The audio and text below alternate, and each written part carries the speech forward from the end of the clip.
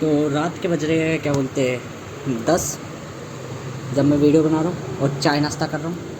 हाँ, मैं चाय नाश्ता सोने से पहले कर लेता हूँ, एक बार सारे सोने से पहले भी करता हूँ, ठीक है ना। क्या हो गया, चाय तो सुबह सुबह पी जाती है। मैं हरामी हूँ, मैं पूरे दिन में 2 या 3 बार पीता हूँ। ये मेरी दूसरी टाइम की चाय है पूरे दिन में। मतलब एक चाय तब पी, सुबह सुबह उठा, सीधा काम पे चला गया, बिन पानी पिए बिन कुछ खाए पिए, और फिर काम से आने के बाद फिर चाय पी। और अब ये मेरा दूसरा टाइम है। अब मैं घर पे आया हूँ, मतलब घर पे पहले आ चुका था, पर अब मैं क्या बोलते हैं आराम से बैठा हूँ। तो सोने से पहले मैं एक बार चाय पी रहा हूँ। बात ये चाय की नहीं है, ये वीडियो है थोड़ी सी खास। इस वीडियो में मैं थोड़े तर्क लगाऊंगा, क्योंकि इन 2-3 घंटों में मुझे इतनी चीज़ें पता चली कि क्या ही मानूँ। इन 2-3 घंटों में मैंने जो चीज़ें हैं वो कुछ बेफिजूल की है। बेफिजूल की मतलब उनको ध्यान लगा के बोला जाए तो बेहतर है, क्योंकि उनको बोलने का मतलब यह है कि एक व्यक्ति प्रभावित व्यक्ति अपनी प्रभाविकता दिखा रहा है। मुझे प्रभाविकता नहीं दिखानी, मुझे थोड़ा बेहतर चीज़ें बतानी है, ठीक है। बेहतर चीज़ें बतानी है, तो उस कारण से मैं थोड़ा सा रुक रुक के बताऊँगा, मतलब रोक के बताऊँगा वीडियो शॉर्ट जो वो जो रिकॉर्डिंग जो है वो रोक के रिकॉर्ड करूँगा जीवन में। मैंने कहा था कि मैं बहुत समय से सोच रहा हूँ कि किसी ना किसी व्यक्ति को पीट दूँ पकड़ के, जो व्यक्ति टेढ़ा बोलता है, उल्टा बोलता है, वगैरह वगैरह। समय के संग धीरे प्रवृत्ति आने हो जाती है। एक अंकल आज मुझसे मैं ऐसी स्कूटी निकाल रहा बाज़ार से, तो एक कार वाला आया। जब आया तो उसने जैसे ही वो आई तो मेरी स्कूटी सामने थी, मैंने उसको बिल्कुल साइड खींच लिया अपनी स्कूटी को। कान में मेरे ईयरबड लग रखे, मतलब ईयरफोन लग रखा, ठीक है ना, ईयरिंग जो पतले वाले वो वायरलेस ब्लूटूथ होते हैं, वो ईयरबड्स लग रखे मेरे कान में। तो वो अंकल आए मुझसे कहने लग गए, ये कान से लीड निकाल ले, देख के चला ले तरीके से, पी पा रखी होगी। अब मैं हूँ थोड़ा सा बहुत लंबे सोचने से सोचो तो प्रभाविकता जटिलता आ जाती है। मैंने कहा ले निकाल ली, अब बता। मैंने कहा अब बता, निकाल ली लीड, दिखना रहा तेरे को साइड में कर ली मैंने, जब वो कार वाला निकाल रहा तो दिख नहीं रहा तेरे को साइड में कर ली, बिल्कुल कर ली ना है। अब मेरे को बोलने की आदत नहीं है, क्रूड बोलने की आदत नहीं है, गलत बोलने की आदत नहीं है, ठीक है। मैं चढ़ गया, कह रहा अभी बता दूंगा, वो बता दूंगा, ये बता दूंगा। मैंने क्या करा, मैंने स्टैंड लगाया, मैंने कहा बता तू बता, क्या बताएगा तू, यहीं ऐसा मारूंगा ना पकड़ के, बना दूंगा तेरा भूतरा 1 मिनट में। कुछ और सोच रहा हो, मैं तो चढ़ दिया आगे को। तो आवाज़ मंदी थी तो पतला सा मैं अपनी गाड़ी की तरफ आया। कार से उसके बगल वाला बंदा निकला, 19-22 साल का होगा, कोई ऐसे नौजवान सा निकला। दिख नहीं रहा भाई तुझे, मैंने कहा तेरे लेकर पीछे बाढ़ता चला जाऊँ मैं, गाड़ी उल्टा चलाऊँ हैं, निकाल अपनी गाड़ी, लगा ली ना साइड में, चल निकाल। बैठ गया। उसके बगल जो कार ड्राइविंग कर रहा था वो कह रहा क्यों निकला बे तू। देखो मेरा कहना ही है, मैंने एक चीज़ सीखी वहाँ पे, कि देखो पहले मैं यूँ मानता था डीप वॉइस या लाउड आवाज़ ज़रूरी नहीं है। देखो ये बिल्कुल वैसी बात होगी कि आपके पास ताकत है, आपके पास अदृश्य ताकत है, पर अगर वो ताकत को तुम पैसे के रुतबे से नहीं दिखाओगे, अपने आप को, अपना लाइफस्टाइल नहीं चेंज करोगे, तो दुनिया तुम्हें गरीबी की तरह ट्रीट करेगी, क्योंकि दुनिया परिणामों को देखती है, अर्थात ऐसी चीज़ों को देखती है जो उन्हें दिखती है। अगर तुम अमीर दिख रहे हो, तुम्हारे बड़े बड़े खर्चे, तो तुम्हें लोग अमीर मानेंगे, बेशक तुम पीछे से कुछ भी ना कमा रहे हो। और अगर तुम बहुत कुछ कमाते हो पीछे से और आगे कुछ नहीं दिखाते, तो दुनिया तुम्हें गरीबी की तरह ही ट्रीट करेगी। गरीबी में थोड़ा दुख होता है कि गरीबी की तरह ट्रीट क्यों करती है, पर ये रियलिटी है, ये जीवन है। इसलिए कहता हूँ मैं, कभी भी हमें समझदारी और अक्लमंदी इसलिए कहती है कि कभी भी किसी भी व्यक्ति से बेफिजूल में पंगा मत लो, बेफिजूल में उसको तंग मत करो। क्या पता चले एक छोटा सा कण तुम्हारा काल बन के आ जाए। बड़े बड़े महारथियों, बड़े बड़े राक्षसों ने एक छोटे से अणु को, अतः रावण देख लो, कहेगा ये मानव मेरा क्या कर लेगा, पूरी लंका समाप्त कर गया था, एक राम ही, वो भी मैं ही था स्वयं रूप में।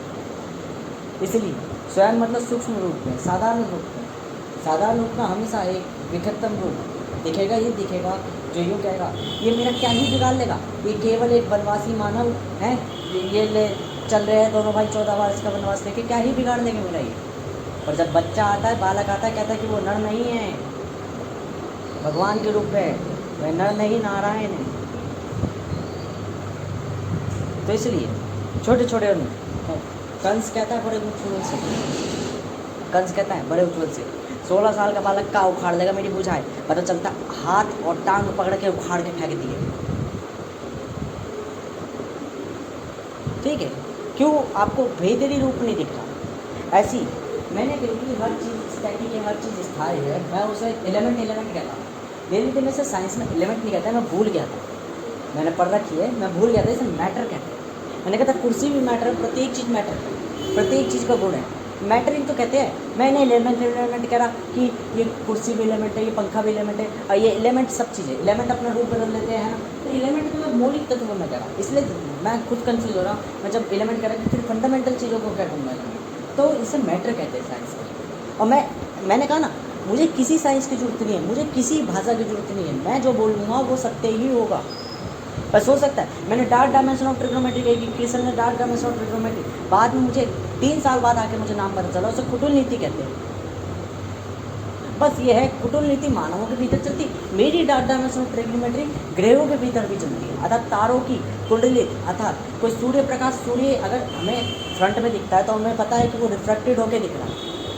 डार्क डायमेंशन ऑफ ट्रिग्नोमेट्री ये भी परिभाषित कर देती कि सूर्य किस एंगल पर वहाँ पर होगा, क्योंकि उसका साफ साफ कहना ही है अदृश्य चीज़ों की तरफ झाँक लो, कहाँ कौन सी चीज़ कितने टिल्ट में होगी, और ये उसके सूत्र इतने ब्रह्मांड होते हैं। अगर ब्रह्मांड की उत्पत्ति भी जिस जगह है ना, तो ब्रह्माओं के चारों पांचों मुखों को ये बता देगी कि किस किस जगह कौन कौन सी चीज़ पाए। डार्क डायमेंशन इतनी जटिल हो जाती है, ठीक है, जो मानव में बात नहीं करती, वो ब्रह्मांडीय तत्वों में बात करती है, वो ईश्वर की नीतियाँ। जैसे ब्रह्मचर्य, मेरे हिसाब से ब्रह्मचर्य में लिखा रहता है 1008 कला है, 18 कला ही मानव कर सकता है, अर्थात ऐसा जीव कर सकता है जो कि जैविक है। जीवों के बाद 18 कलाओं में तो कोई नहीं कर सकते, ये सारी आत्मा की अर्थात तत्वों की, तत्वों की 900 कला है, और जो 1008 कलाओं को प्राप्त करने का अर्थात वो तत्वों से भी पड़ा जाता तब नहीं होता था। ठीक, तो वहाँ जहाँ मैंने ब्रह्मचर्य लिखा, मानव का ब्रह्मचर्य अलग है, मतलब जैविक प्रणाली का ब्रह्मचर्य, क्योंकि जैवों में सबसे उच्चतम मानव को माना जाता है। ये बलशाली होता है, ये वशिष्ठ होता है, ये समझ चीज़ होता है जैवों में, तत्वों में नहीं। तत्वों में सबसे उच्चतम माना जाता है आत्मा को। आत्मा मतलब गुण को सबसे ऊंचा माना जाता है, ये गण को सबसे ऊंचा माना जाता है। तत्व कैसे, वायु का गण और गुण क्या है, वायु का गण और गुण क्या है, कण और प्रभाव, कण और वायु का गुण को क्या है, गति, वायु का गुण और गण क्या है, गति। सूर्य के गुण और गति क्या है, सूर्य के गुण और गति क्या है, सूर्य का गुण और गति क्या होगी, सूर्य की, मेरा नाम नहीं आ रहा, उसे ऊष्मा कह लो, ऊष्मा ही कहलाई जाएगी, क्योंकि ऊष्मा के अंदर अग्नि भी है, परिवर्तन भी है, साथ में प्रकाश भी है। ऊष्मा के भीतर क्या बोलते हैं, विस्फोट भी है, अर्थात कोलिजन भी है। ऊष्मा के भीतर मतलब कोई भी ऐसी चीज़ जो विस्फोट होकर प्रकाश उत्सर्जित करी और अपने अंदर परिवर्तन करी, ठीक है, तो उसे ऊष्मा कहा जाता है। तो ऊष्मा के अंदर कौन सा गुण और गण है, ऊष्मा, सॉरी प्रकाश और सूर्य के अंदर कौन सा गुण और गण है, ऊष्मा का। चंद्र के अंदर कौन सा गुण और गण है, पृथ्वी का, अर्थात शांति का, ठंडा का, ठीक है, ठंडेपन का, अर्थात ऐसा व्यक्ति जो शांत है, ठीक है, जो ठंडा है, वो ठंडा पिंड और कैसी धूल का गुण और गण है, ठीक है ना। तो गुण और गण का मतलब क्या होगा, गण हो गया शरीर, गुण हो गया भीतर, गण हो गया शरीर, गण यानी किस शरीर में, ये शरीर मानव शरीर में हो गया, ये मानव मेरा गण हो गया, ठीक है। गुण क्या हो गया, भीतर ही आत्मा क्या प्रभाव डालती है, ये मानव शरीर क्या क्या प्रभाव कर सकता है, मेरे अंदर काम वासना भी डाल सकता है, मुझे क्या बोलते हैं मानव की तरह जो भी कार्य कर सकता हूँ, मैं कला उत्पन्न कर सकता हूँ, जैसे कोई चित्र बनाना है ना, या दिमाग से कुछ चीज़ सॉल्व करना, या चीज़ों को जोड़ना मोड़ना तोड़ना, ठीक है ना, या चीज़ों को एक जगह व्यवस्थित करना, ये प्रत्येक मानव कर्म ये मेरे भीतर ही ये बताएंगे कि मैं उन गणों द्वारा क्या क्या कर सकता हूँ, क्या क्या कर सकता हूँ, मेरे अंदर के प्रभाव मुझे क्या क्या करवा सकते हैं, ठीक है। तो गुण और गण साधारणतः से मैं बताया जा रहा हूँ, सिंपल बहुत लंबी बनाऊंगा इन वीडियो को, इस वीडियो को क्यों बनाऊंगा, क्योंकि अभी मैंने केवल एक मिनट मैंने कहा ना, मैं बेशक वहाँ 2 घंटे जी का रहा, यहाँ मैं 10 घंटे की गाता कहूँगा, क्योंकि 2 घंटे जो जिया वो अलग था, इसमें जो मैं गाऊँगा वो अलग गाऊँगा, ठीक है, पर मूलतः सही से गाऊँगा, ठीक है। अब ये हुआ, जब आपकी आवाज़ मंदी होती है ना, पहले मैं अपनी आवाज़ को डीप नहीं मानता था, मैं कहता था साहस होना अनिवार्य है, साहस होगा तो सामने लगते दो बैठ चलता। जब मैंने एक अंकल को झाड़ा उतारा, 1 मिनट में वो निकल गया उनका बेटी चोट बोल के। पर क्या मैंने उसको कहा कि माँ चोट दूँगा तेरी? नहीं। क्यों नहीं कहा? मैं चालाक भी हूँ, मैं जानता हूँ, मुझे लड़ने नहीं आया, मैं ना मैं लड़ रहा हूँ। तुमने मुझसे उल्टा बोला तो मैंने तुम्हें उंगली दिखाकर 2 मिनट में कहती कि यहीं लपेट दूँगा, पर मैंने कोई गाली नहीं बकी, क्योंकि मैं ये भी जानता हूँ उस पर मेरा नियंत्रण है कि वो मुझसे वशिष्ठ है। पी रखी है, उल्टा बोला तो उल्टा बोला मैं भी, ठीक है। अब भी मैं उन्हें अंकल कह के पुकार रहा हूँ, उनको तरीके से पुकार रहा हूँ, क्योंकि ये मेरी संस्कृति है, ये मेरा चरित्र है कि मैं उच्च जाति का हूँ। और यही परशुराम ने भी कहा था कि जन्म से सब शूद्र होते हैं, समय के संग उनके कर्म उनको बताते हैं, उनकी संस्कृति उनको दिखाती है वो उच्च वर्ग के या कम से के। इसलिए अब भी मैं पीछे से गलत नहीं बोला, पी रखी थी, भाषा गलत बोली तो उसी पल झाड़ दिया कि चाहूँ तो यहीं पेड़ दूंगा पकड़ के, यहीं लपेट दूंगा 2 रैपिड गाल पे मार के अपने आप। कार से वो लड़का निकला चोर में, क्यों? आवाज़ मंदी थी, तो 1 मिनट में कह दिया कि तेरे लिए पीछे झाड़ता चल जाऊँ।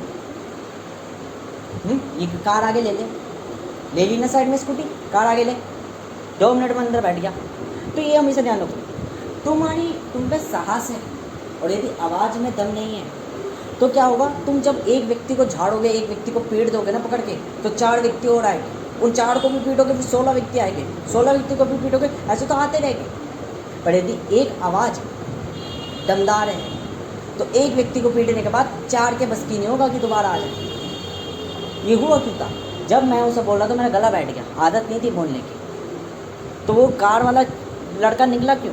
क्योंकि उसमें चोट आ गई कि केवल बोल रहा है, कर कुछ नहीं सकता। और यदि आवाज़ में दम हो, आँखों में तेज हो, दिखे कि सामने मौत खड़ी है, तो अच्छों की कपकपी उठ जाती है। तो आवाज़ में धीरे धीरे परिवर्तन कर जाएगा, सोचा जाएगा जैसे सोच में। अभी मैं यूँ खुर्रे करके आ रहा कि मैंने बोला, पर एक मेरे को दुख भी कर रहा, और मैं दुख इसलिए नहीं कर रहा क्योंकि उस व्यक्ति की गलती थी। मैंने जब साइड में ले ली, जब वो कार लेकर आ रहा बाज़ार में, ठीक है, मैं स्कूटी लेकर आ रहा, बाहर निकलने वाला था, उसने कार देखी, मैंने जैसी कार देखी, मैं कार को ऐसे नहीं कि अपनी स्कूटी उधर मोड़ने लग गया, मैं उतरा, खींच के बिल्कुल साइड में ले आया कि कार निकलने का रास्ता हो। अब मैंने ईयरबड लगा रखे थे, पर मैंने एक कान से निकाल रखे थे, मुझे पता थी क्या चल रहा है, मेरा गानों में ध्यान नहीं था, मेरा यहाँ ध्यान था, ठीक है। वो आया, पीपा रखी थी, ज़्यादा देखा नहीं कि वो यूँ वो आया, ईयरबड निकाल, वो निकाल, उस पर चढ़ रहा, मुझे रिसेसिव ट्रैक दिखा रहा। मैं इसलिए तो ये बहुत समय से चिंतन कर रहा था, तो बहुत लंबे समय से मैं अपने आप को कहता रहा कि ऐसे मुझे एक कल व्यक्ति मिला, रिक्शा में मैं था, ठीक है, तो वो व्यक्ति एक कट्टे वाले को यूँ कह रहा, हट जा। मेरा मन पता है उस समय क्या कर रहा था? एक पिस्तौल लेके खरीद के रख ले, रास्ते में गांड में घुसड़ते चल बाढ़ते चलते ससुरे, अपने आप उसे तमीज़ से बोलना आ जाएगा, ठीक है। मुझे कदाचित पसंद नहीं है और व्यक्ति के अंदर मेरी प्रवृत्ति भी नहीं भी है, मैं स्वयं तक को निर्णय सुना देता हूँ। मुझे कदाचित पसंद नहीं है किसी दयावान के संग, किसी भले व्यक्ति के संग, किसी शांत व्यक्ति के संग उसको अशांत करो, बिल्कुल नहीं पसंद है। कोई सीधा साधा व्यक्ति है, उसके संग अगर कोई हनन छल कर रहा है तो मैं उसकी पीढ़ी में ही वो छलवान पैदा करूँगा जो 100 छलों को छीन लेगा, छल कर देगा। जो व्यक्ति मुझसे नफरत करता है मैं उसी के पुत्र के रूप में अपना भक्त पैदा कर देता हूँ, ताकि उसका घमंड अहंकार तोड़ सकूँ। मैं अपने ही अहंकार तोड़ता हूँ बार बार, पर मुझे कदाचित पसंद नहीं है, कदाचित नहीं।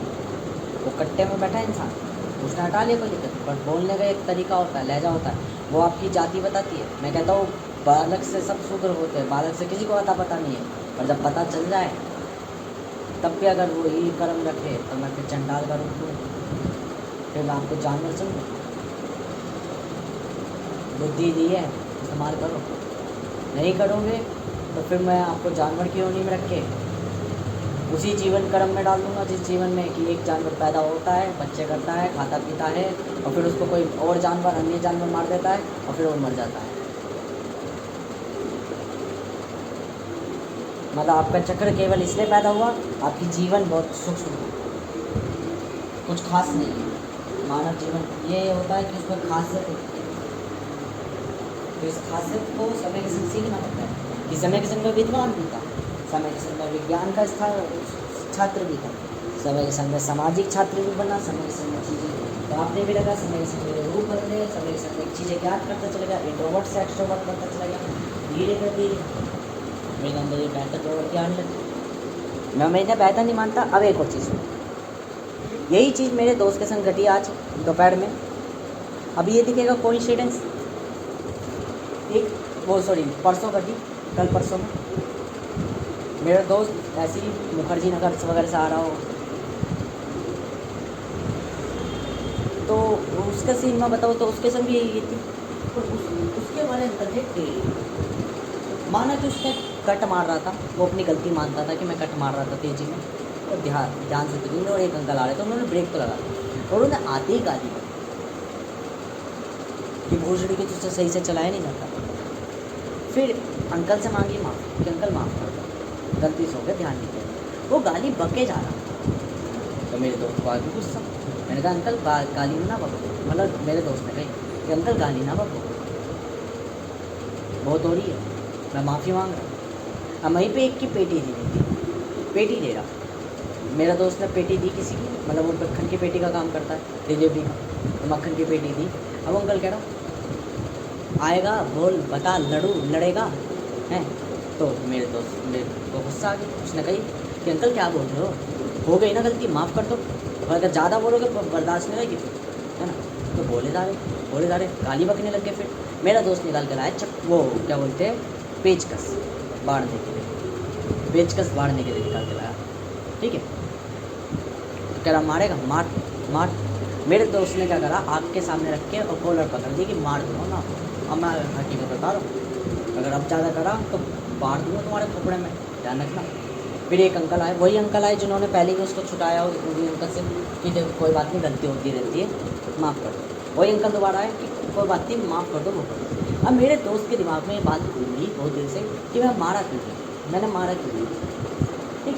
यही कांड मैं बहुत पहले 2 महीने पहले कर रहा था। जब मेरे को एक ने क्या बोलते हैं ऐसी कुछ छोटी मोटी बात हुई थी, तो मैं अपने दोस्त को कह रहा यार गुस्सा सबसे ज़्यादा तब आती है हकीकत में जब क्या बोलते हैं खुद की गलती हो ना, और अगर कोई उल्टा बोले ना तो बहुत विचलित हो जाता है, मन में ऐसा घूमता है कि मैंने कुछ करा क्यों जिंदगी, मैंने उसको मार के क्यों नहीं आया पकड़ के, ये बेचैनी होती, सामने वाला नहीं समझ पाता।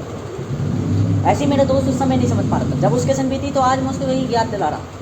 मैंने कहा देख मैंने भी तुझसे 2 महीने पहले कही थी कि बेचैनी सी होती है, गुस्सा आती है, क्योंकि देख मेरा कहना ये है, मेरे सूत्र साफ कहता है या तो तुम खुद चिंता ले लो, यूँ सोच लो मेरी ज़िंदगी का एक दिन मैं इसके बारे व्यक्ति में सोचूंगा मैंने इसे मारा क्यों, या तुम उस व्यक्ति को मारे हो, उस व्यक्ति को देखने दो, सोचने दो कि भाई तू चिंता ले, मेरे को चिंता मत। जब तुम उसको मारे होगे, पीटे होगे, पकड़ के 10 मिनट करे होगे, अब यूँ सोच लो उन्हीं अंकल जी को जहाँ मैंने कहा कि अंकल अगर ज़्यादा बोला ना, मैंने गुस्से में कही, मैंने उंगली दिखा दी वहीं बाजार में, मैंने कहा अगर ज़्यादा बोला देख स्टैंड लगा दिया, पता क्या बताएगा 1 मिनट। अब वो अंकल मेरे बारे में पूरे दिन सोचेगा, पर इस बारे में मैं नहीं सोचूंगा, और यही जीवन।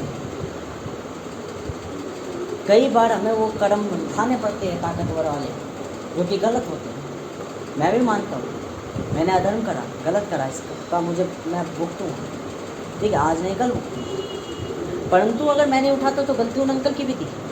जब मैंने स्कूटी साइड में ले ली, शांति से भी समझा सकते थे कि बेटे कार में लेट मत लगा, ऐसे नहीं होता, ठीक है।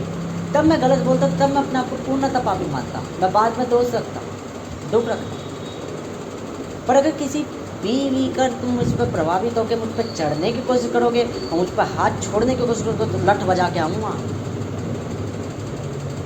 ये ध्यान रखना, लठ बजा के आऊँगा। बेशक 10 हो, 20 हो, 50 हो, मरने से पहले मारने के लिए सोचूंगा,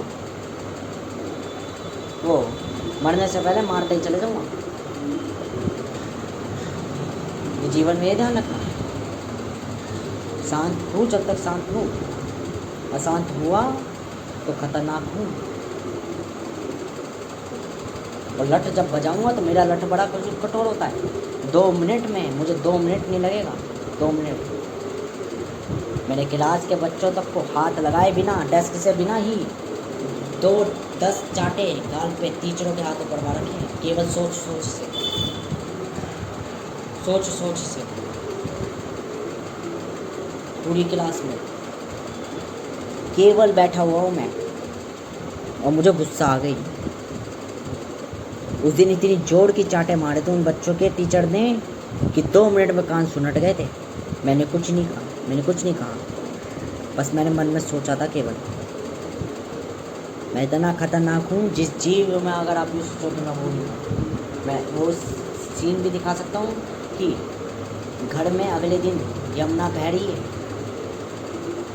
तीव्र गति से, क्योंकि प्रकृति के नियम मेरे में ही हैं। मैंने अगर चाहा तो प्रत्येक चीज़ बाढ़ में समा जाएगी, प्रत्येक चीज़। मानव को एक पल नहीं मिलेगा कुछ निर्माण करने का। निर्माण से ही तो बांध को वो बाढ़ को रोकता है। पर अगर बाढ़ का पानी इतना बढ़ जाए जो अनप्रेडिक्टेबल हो, तो कोई समाज कोई जीवन, अगर पूरी धरती एकदम में जलमग्न हो जाए। आप जो कुछ बनाते हो निर्माण करते हो, मैं इसलिए कहता हूँ कभी भी हमसे ध्यान रखना, आप जो भी कुछ करते हो वो तभी करते हो जब आप कोई गलती करते हो या आपको समय मिलता है प्रिपेयर होने के लिए। अगर किसी चीज़ के लिए समय नहीं मिले तो प्रिपरेशन ऑलवेज करके रखनी चाहिए। पर ऑलवेज करने के लिए तो वो भी तो एक समय ही था जब आपको पता थी कि आने वाली सिचुएशन गलत हो सकती है। ऐसी जैसे मेरा आज दोस्त था, उसकी पहले पेटी भीग गई थी, है ना, तो उसकी स्कूटी पानी वहाँ पे इतना बड़ा होता है मुखर्जी नगर के आसपास यूनिवर्सिटी के लेवल में, ठीक है, मतलब कि छाती तक पानी होता वहाँ पे। तो उसकी स्कूटी बंद होगी तो उसकी पेटियाँ बिगड़ी। तो उसने कहा, उसने पहले क्या करा था, उसकी जब पेटियाँ तैर रही थी, मतलब उसकी पेटी का जब मक्खन तैर रहा था, मक्खन की डिब्बी आती जो थी तैर रही थी, तो अब के उसने क्या करा, अब के उसने पहली गलती झेल चुका था, अब क्या करा, उतरा सीधा और पहले पानी से बाहर निकाल दी स्कूटी, बच गया। ये होती है प्रिपरेशन, ठीक है, कि पहले की गलती को स्वीकार करके सुधार कर अब के वो गलती नहीं हुई। तो अब सुनो यहाँ पे भी एक चीज़, एक लड़की मेरे दोस्त को टुकर देख रही, ठीक है, मेरा दोस्त कह रहा बाद में देखूँगा मौका होगा, माँ चुदवा पहले मुझे स्कूटी निकालने दे, वरना फिर से लग जाएगी मेरे यार, है ना, फिर से मेरे पे कर्जा हो जाएगा। उसने स्कूटी निकाली, है ना, तो मुझसे कहना लड़की जाए, माँ चुदवा मैं पहले स्कूटी निकालूँ। उसने स्कूटी निकाली, वो हंसी आई, है ना, हंसी आई मुझे, मेरे को हंसी आई ये तो मेरी तरह सीट कर रहा है। मैं तो देखता भी नहीं, मैं तो ध्यान भी नहीं देता, मैं तो सीधा अपने काम पे लगा रहता हूँ कि माँ चुदवा ऐसी तैसी जो भी देख रहा हो, जो भी कर रहा हो, है ना, सीधा पहले और आगे कर दी। ऐसे ही उसका फ़ोन, पहले फ़ोन क्या था, उसका पानी में जब गिर गया था तो वो हाथ मार के ढूंढ रहा था। अब तो उसने क्या करा, फ़ोन पन्नी में डाला, मतलब वो जो पैकेट होता है लटकने वाला उसमें डाला और अपने उससे बांध दिया, कहा कि अगर वो में खोएगा भी तो रस्सी से खींच लूँगा। तो ये प्रिपरेशन होती है, पर इसके लिए भी समय मिला। एक बार गलती करी तभी मैंने कहा था mistake is the time, mistake ही है आपकी, time is a mistake. Time एक मिस वेरिएबल ही है। मिस वेरिएबिलिटी ऑफ टाइम क्या है, एक नेचर ऑफ फैक्टर नेचर का एक तत्व ही है, कारक ही है समय, ठीक है। उस नेचर क्या है, जो अपने आप को दोहराती है। एक बार गलती करी दोबारा दोहराएगी, और उस गलती को तुम सीख लोगे तो वो दोहराई चीज़ कुछ अलग दोहराएगी अपने आप को। और ये अलग दोहराना ही निरंतर कहलाती है। कि प्रकृति मेरे से निरंतर कर है, पर मेरे से उलट निरंतर है, एंटी है। मैं रियल हूँ, इल्यूजन्स मेरी भ्रम है, ठीक है, तो पनप रही है। तो वही चीज़ें बातें वही घूम के आएगी जो तत्व बता दी मैंने। समय परिस्थिति के अनुसार खेल बदलते रहेगी, बचते रहेगी। तो वही बताया था कि टाइम कुछ नहीं, मिस्टेक ही है। आप जितनी बार मिस्टेक करोगे मतलब उतने टाइम काउंट हुआ आपने 10 बार मिस्टेक करी मतलब 10 टाइम।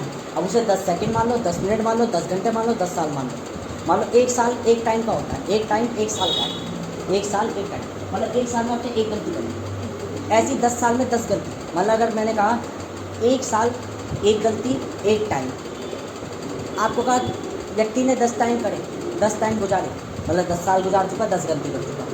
व्यक्ति ने 10 टाइम वो क्या बोलते हैं 10 गलतियाँ करी, मतलब 10 टाइम गुजार चुका, 10 मिस्टेक कर चुका, वो क्या बोलते हैं 10 साल बिता चुका। सीक्वेंस से आप समझ लो ऐसे ही है, ठीक है।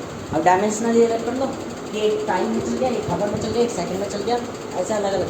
कि घंटे में भी, कि भाई साल में भी, हावर्स, दिन, घंटे, ऐसे अलग अलग डायमेंशंस में चल गया। ये डायमेंशन से ही घूमते हैं कि टाइम एक तरीके से नहीं 4 तरीके से प्ले कर लेता है, ठीक है। समय 4 तरीके से प्ले होता है कि समय गलतियाँ तो है, पर गलती किस किस चरणों की है, जो 4 चरणों में गलतियाँ हो जाती हैं, अलग अलग चरणों के अलग अलग समय होते हैं, अलग अलग काल होते हैं, ठीक है। ये मैं खुद लगता है, मेरी चाय ठंडी हो रही है पूरी, अब तक पी भी नहीं है, थोड़ी देर बाद पीना। तो जीवन में बहुत महत्व रखता है। अब यहाँ पे हमें क्या समझ में आया, देखो एक और चीज़ समझ में आई, क्यों वो जो अंकल था वो तो बहुत खतरनाक था, क्यों वो तो पेचकस आँख के सामने रखने के बाद भी नहीं लड़ रहा, तब भी लड़ रहा। तो यहाँ चीज़ें समझदारी अच्छी होती है, यहाँ चीज़ें अच्छी होती है कि भाई बाकी हकीकत में जो बीच में अंकल आया कि बचाने को, वो तुम्हारा एक तरीके से देवदाता था, दोनों को ही मानना चाहिए। फिर मेरा दोस्त अगली बार गया, अगली बार मतलब कुछ ही देर बाद आया, एक पेटी वेटी लेकर आया, खाली होकर आया, कह रहा कि कहाँ है वो अंकल, अब बताओ। सारे के पेचकस ही बाहर था, क्योंकि उसको गुस्सा आ गया। अब समझो, यहाँ से जब मैंने देखा तो उसमें मैंने हर परिस्थिति में कितना भी गुस्से होना कोई फायदा नहीं, जैसे मैं हो रहा था एक समय से पहले, ठीक है, परंतु इतना क्रूर होना भी कोई फायदा नहीं, पर इतना क्रूर होना चाहिए, जीवन में होना चाहिए कि किसी को मार दो या किसी को खत्म कर दो। साहस तो होना चाहिए जीवन में, ठीक है, साहस होना चाहिए, पर चीज़ें देखो। जैसे मैंने उस अंकल को, जब वो मुझे बेटी चौथ कह के जा रहा कि बेटी चौथ अभी बताता, तब मैंने स्कूटी का हैंडल लगाया, मैंने जब लड़ने गया तो मैंने हाथ थोड़ी नहीं छोड़ा, जाके पीछे से दह डाटे मार दिए। मैं आदर भी करता था, बेटी चौथ बोला तो मैंने माता चौथ तो नहीं बोला, मैं चुप रह गया।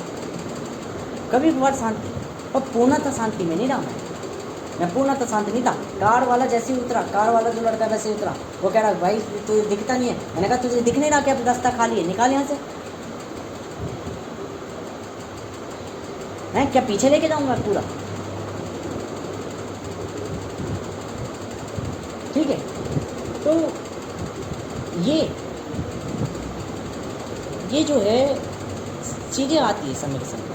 अच्छा और चीज़, मैं अपने घर गया नाम पर अपनी आईडी खुलवाने पापा से, है ना, पापा से आईडी खुलवाने गया। तो अब सीख समझो, जब मैं पापा से आईडी खुलवाने गया हैं, तो उससे पहले था मैं एक काम पे था मैंने एक व्यक्ति को उठाया था, रवि नाम के व्यक्ति को यहीं से उठाया था, वहाँ लेके गया था राम पार्क में, मतलब कि पीछे को मंडोला की साइड, लोनी अग्रोला की साइड। मैं वहाँ पे गया, मैंने वहाँ पे क्या करा, उस व्यक्ति को, वो फैक्ट्री वाला व्यक्ति था, उसकी वैलिडिटी लाइट ऐसी 136 रुपये, ठीक है। उसने कहा भाई थोड़ा वो मान उतार के उसने कहा कि यार एक जगह से उड़ाना है, थोड़ा सा दूर है, मतलब 3 किलोमीटर दूर था, 3 किलोमीटर दूर है और 3 किलोमीटर जाना आना है, उसके मैं 50 रुपये और दे दूँगा, ठीक है। अब मैं उसको छोड़ा, वो व्यक्ति था थोड़ा बात करने में सही, ठीक है। वो अब वहाँ से अब मुझे पता चली मेरी आईडी जो है मैंने ऑफ कर दी, तो वो ऑन होने पे सेल्फी मांग रही, ठीक है। अब मैंने क्या करा, मैंने उस व्यक्ति से बात कर ली, वो कह रहा भाई अगर कहो तो तुम, अभी मैं वहीं पे जाऊँगा वापस कराम नगर पे, तुम बताओ कितने रुपये लोगे। मैंने कहा देखो 136 की राइड तुम्हें दिखा रही थी, 105 मुझे तो 100 दे देना और तुम मुझे वहाँ पे जाने के, ठीक है, तो तुम्हारे 286 रुपये हो जाएगी, ठीक है, 286 रुपये हो जाएगी। तो फिर आखिर में आके वो कह रहा है 286, मैंने कहा चलो 250 दे देना, कोई बुराई नहीं थी, ठीक है ना। मैंने 250 रुपये, उसने वहाँ पर मेरा 2 घंटे गए, टोटल मेरा 2 घंटे मैंने वेट करा, ठीक है। 2 घंटे बाद मैं उन्हें छोड़े आया, उनसे मेरी बात हुई, तो मैंने कई चीज़ें जानी, काम कैसे चलते, कंपनी ओनर्स काम कैसे करते हैं, वो करते हैं। अब मैं वहाँ पे जब खड़ा था बहुत देर से, तो एक कार वाला आया, अंदर का ही था व्यक्ति, वो पूछ रहा भाई क्यों खड़ा है यहाँ पे। मैंने कहा वो पूछ रहा पोर्टर वोटर से क्या, मैंने कहा पोर्टर वोटर से नहीं भाई, वो रैपिडो में हो, एक का इंतजार कर रहा हूँ जाने के लिए, ठीक है ना। तो वो पूछा, तो कभी कभार क्या होता है, हमें शर्म आती है और रियलिटी हर व्यक्ति डाउट करता है, ये यहाँ पे खड़ा है। एक हद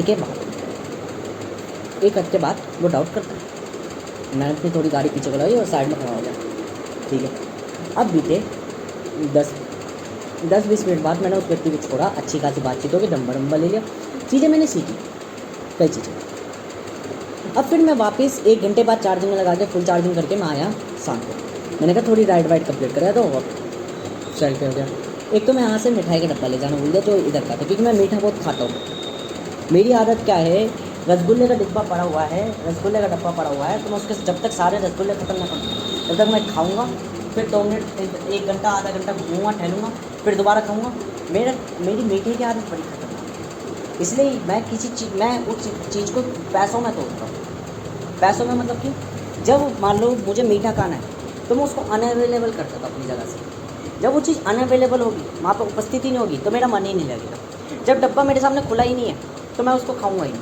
जीवन में हमसे ध्यान रखना, या मैं उन रसगुल्लों को उठा के नाले में डाल दूँगा, जिससे वो मुझे मीठा खाने की चाहत ही ना आए। ऐसी चीनी खानी जब मैंने छोड़ी तो मैंने क्या करा, चीनी डिनाई कर दी कि मुझे चीनी खानी है। सबसे पहले मैंने अपने दिमाग में डाला चीनी क्यों नहीं खानी, क्योंकि चीनी केवल सल्फर द्वारा प्योरीफाई हो जाती, तो किसी काम की नहीं रहती। मैंने कहा किसी काम की नहीं रहती, केवल खून को बंद करती, खाना छोड़ती, चाय पीने की, सादी चाय पीने की आदत डाली। ठीक है, अब चीनी घर में पड़ी रहती है पर मैं चीनी देखता हूँ हल्का सा भी नहीं चलता, क्योंकि छोटी छोटी गलतियाँ ही बड़ी गलतियाँ बनाने लग जाती धीरे धीरे। तो चीनी बिल्कुल डिनाई कर देती है। रसगुल्ला हो गया, रसगुल्ले भी गए, मेरे को पता है 6, 7, 8 के बाद ही ख़त्म हो जाएगी। पर अगर बहुत ज़्यादा हो गए टन के, तो फिर मैं अपनी सबसे पहले यही मेरा फॉर्मूला होगा, रसगुल्ला बेशक सामने पड़ा हो उसको खाना छोड़ो। जब तक मेरे पे अपॉर्चुनिटीज़ है कि रसगुल्लों को नाले में बहा के भी ख़त्म करे जा सकते हैं, तब तक मैं थोड़े थोड़े रसगुल्ले खाता रहूँ कि एक समय के बाद ख़त्म हो जाएगी। मुझे तरीका पता, आज नहीं कल ख़त्म हो जाएगा। और ये भी एक योग का भाग है शुरुआत का, कि पहले चीज़ों को समेटो, अपने भीतर ही डालते चले जाओ, फिर उनको पचाओ और फिर उनसे त्याग ले लो। ठीक है ना, तो ये भी योग का ही भाग है। मैंने कहा कोई बात नहीं, 5 दिन मेरा शरीर कह रहा है कि इसके लिए हैबिचुअल हो जाओ, कोई दिक्कत नहीं। पर अगर ये रसगुल्ले 100 रसगुल्लों में होते और मुझे पता चल जाए 100 रसगुल्ले तो बहुत ज़्यादा है, तो फिर मैं अपनी धीरे धीरे आदत बना ही लेता कि रसगुल्ले खाने छोड़ने की, मीठा खाने छोड़ने की। क्योंकि मैं देखता हूँ सबसे बेहतर तरीका कौन सा है, जिसमें कम ताकत लगे, कम वो हो, धीरे धीरे सुधार होता है। ठीक, मेरी आदत हमेशा ऐसी है। मैं अपने आप में मैं कुछ रिच पर्सनैलिटी के कोई साइकोलॉजी वो नहीं बनाता, मेरे डीएनए ही ऐसा है कि मैं ऑटोमेटिकली प्ले जब करता हूँ, रैंडमली करता हूँ, अनजाने में करता हूँ, और जाने अनजाने में ही चीज़ें मैं वैसे करता हूँ। जैसे मैंने अपने मामा को थोड़े थोड़े पैसे डालता गया, देता गया, जैसे कमा के लाता गया है। तो 4200 का एक ठहरा हुआ पैसा था, वो चुका दिया है। फिर 750 के मेरे डिस्प्ले बदले थे, वो चुका दिया। फिर 1100 की सर्विस हुई थी, वो चुका दिया। अब इतना चुकाने के बाद EMI जो है वो भी चुकाने वाला हूँ मैं, है। तो मेरे को पता नहीं, और फिर मैं इस महीने के एंड में सुना यार मैंने कुछ नहीं कमाया इस महीने में, पर रियलिटी में मेरे पे जो पड़ा हुआ पैसा था, जो ठहरा हुआ पैसा था, जो मेरे जीवन में बोझ बनता, उसको मैंने साथ के साथ चुका दिया। अब ये मेरी रिच मेंटेलिटी, ना मैंने सोचा था ना मैंने कुछ किया था। मैंने तो केवल ये सोचा था EMI में शुरुआत में कमा के निकाल दूँगा, पर रियलिटी में मैंने बातों ही ठहरा हुआ पैसा निकाल दिया, और EMI भी अब निकलने वाली है। और यही मेरी खासियत है कि मुझे पता नहीं होता, वो मैं बातों में ही निकाल देता हूँ। ऐसी मैं बातों में कहीं से थोड़े पैसे लेता हूँ, मैं बातों में उन पैसों को चुका भी देता हूँ। मैं बातों ही में प्रत्येक काम करता रहता हूँ, बातों ही में मैं सबसे आगे भी निकलती हूँ। मैं बातों ही क्योंकि मेरा खुद का कोई खर्चा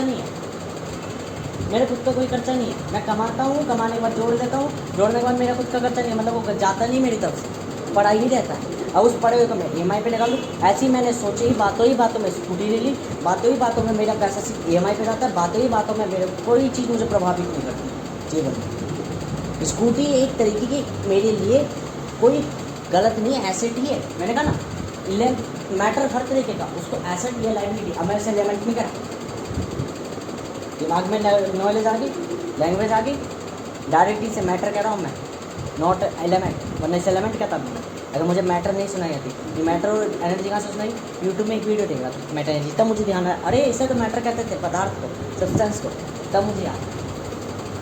ठीक है, तो मैटर होता है, मैटर एसिड भी हो सकता है, लाइबिलिटी हो सकता है, वो तुम पे मैटर करता है। मैंने अपनी स्कूटी को डायरेक्ट काम पे लगाया, तो वो मेरे लिए एसिड है, रिटर्न दे रहा है मुझे, थोड़ा रिटर्न देगा, धीरे धीरे रिटर्न देगा।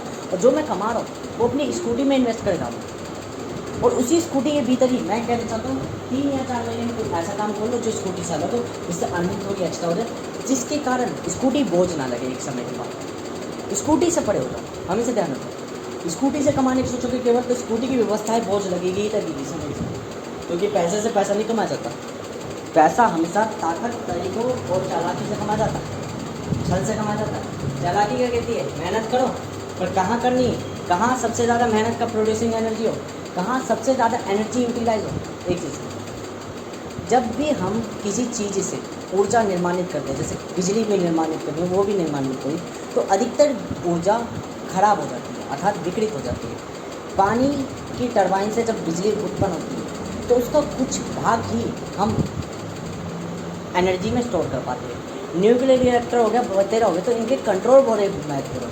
पावर तो बतेरी है, पर इस पावर को यूज़ करने के लिए हमें इस पर कंट्रोल चाहिए।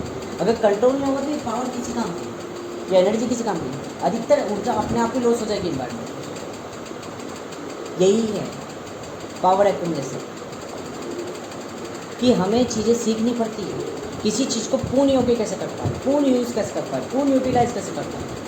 एक एलिमेंट तत्व में भी ऊर्जा होती है, एक तत्व में, एक लकड़ी में भी ऊर्जा है, वो भी ईंधन है, पर उस ईंधन की यूज़ करने की विधि, प्रोसेस हमें ज्ञात करनी होगी, क्योंकि वो रहस्य है, इसलिए विधि के लिए। और यदि ज्ञात करें तो कला में निर्मित हो जाएगी, कला में परिवर्तित हो जाएगी, मतलब उसकी एक तरीका पता चल जाएगा। ठीक है, तरीका पता चल जाएगा। तो प्रोसेस को भी एक तरीके का तरीका ही कहा जाता है, पर वो रहस्य होता है, इसलिए विधि कही जाती है। और कला भी एक तरीके का तरीका ही है, पर वो तरीका लिखा हुआ होता है, उसका पता होता है, तो इसलिए उसे कला कहा जाता है। ठीक है, तो यहाँ पे भी देखो, जो भी चीज़ प्रोसेस अगर पता चलेगी, किसी चीज़ को पूरी तरीके से यूटिलाइज कैसे करा जा सकता है, एक एक चीज़ को उसकी यूज़ कैसे करा जा सकता है, ये चीज़ निर्माण करती है। ऐसी चालाकी यही कहलाती है कि मेहनत करो, पर जहाँ आपकी मेहनत का सबसे ज़्यादा आसानी से और ज़्यादा लाभ मिल सके, लिमिट इनहांस हो सके, वो मेहनत ज़्यादा बेहतर होती है। और ये कहलाती है स्मार्टनेस तरीके कि अगर एक बार गेम को समझ लिया प्ले कैसे होता है, तो गेम मुश्किल नहीं है, कोई चीज़ मुश्किल नहीं है।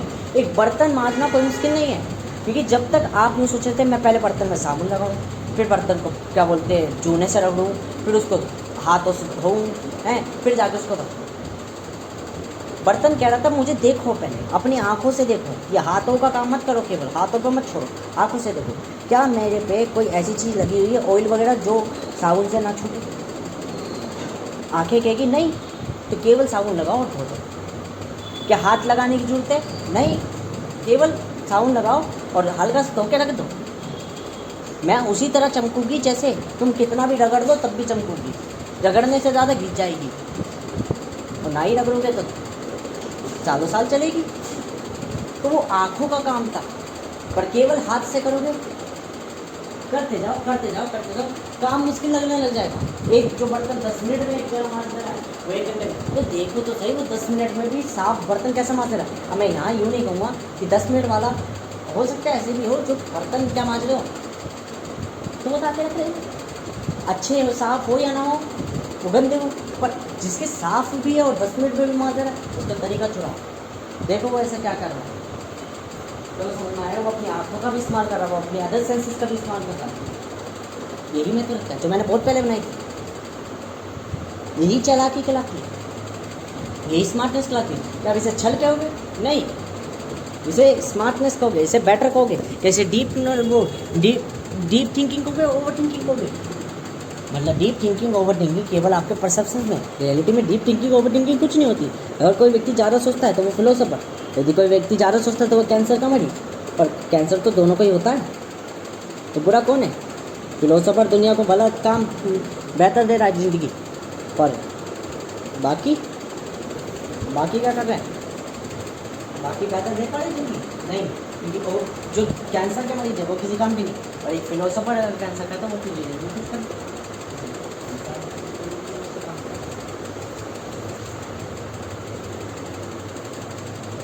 संसार उसी चीज़ को देखिए जो उसका काम का है। चाय बिल्कुल ठंडी हो चुकी है।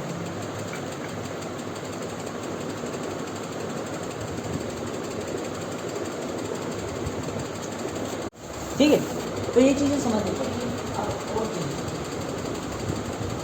और चीज़ जो हमें समझनी है, देखो एक चीज़ समझो, मैटर को कहते हैं सिर्फ स्थान, और एनर्जी वो सॉरी गलत बोल दिया,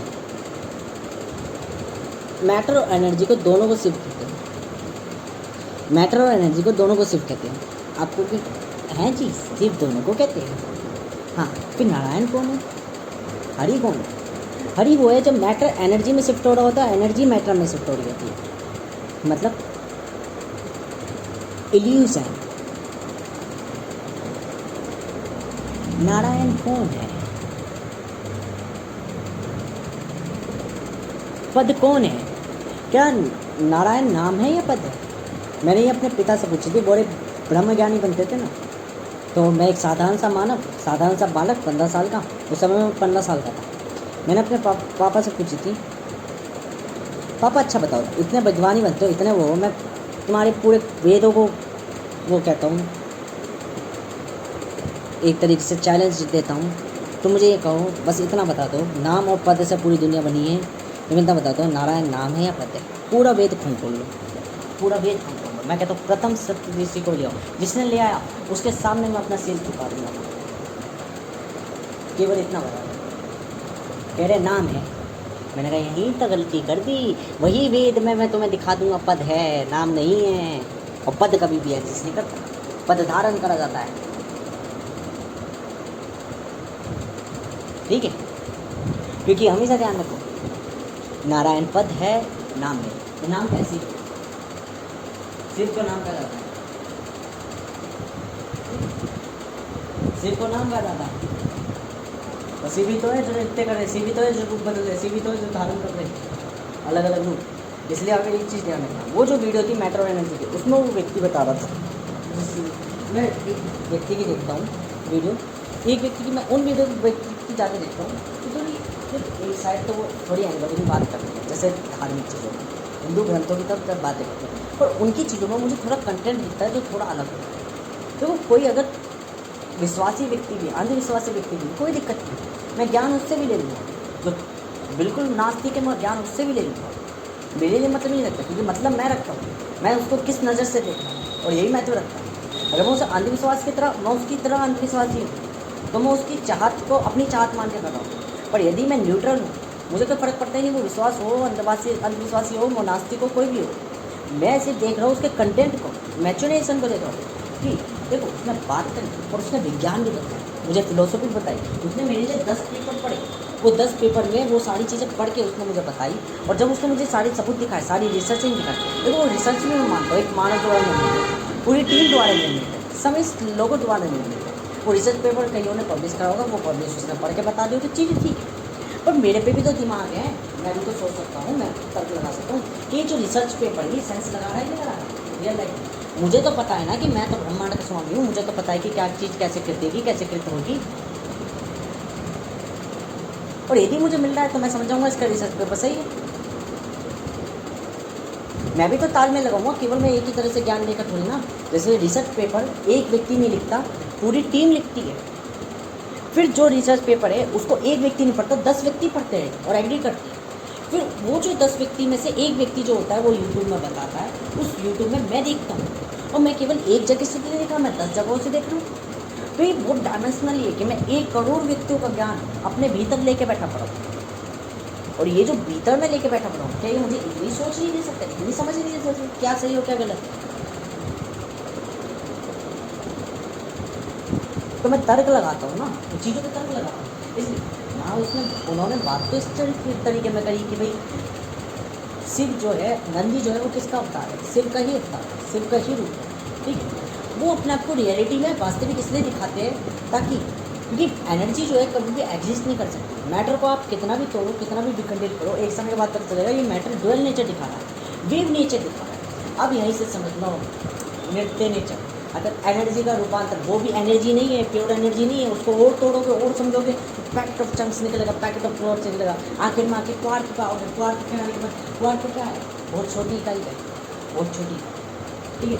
बाद में आके क्वार्क में आओगे, फिर स्वयं के भीतर आओगे, स्वयं में अहम और किसी, ठीक है। ये तीनों चीज़ें मैं अभी इतना मुखमुत कर रहा हूँ ना, मुखमुत कर रहा हूँ। अगर मैंने यहीं पर 5 मिनट बोला मुखमुत करके, यही मुखमुत मतलब कि स्वयं अहम बोला है ना।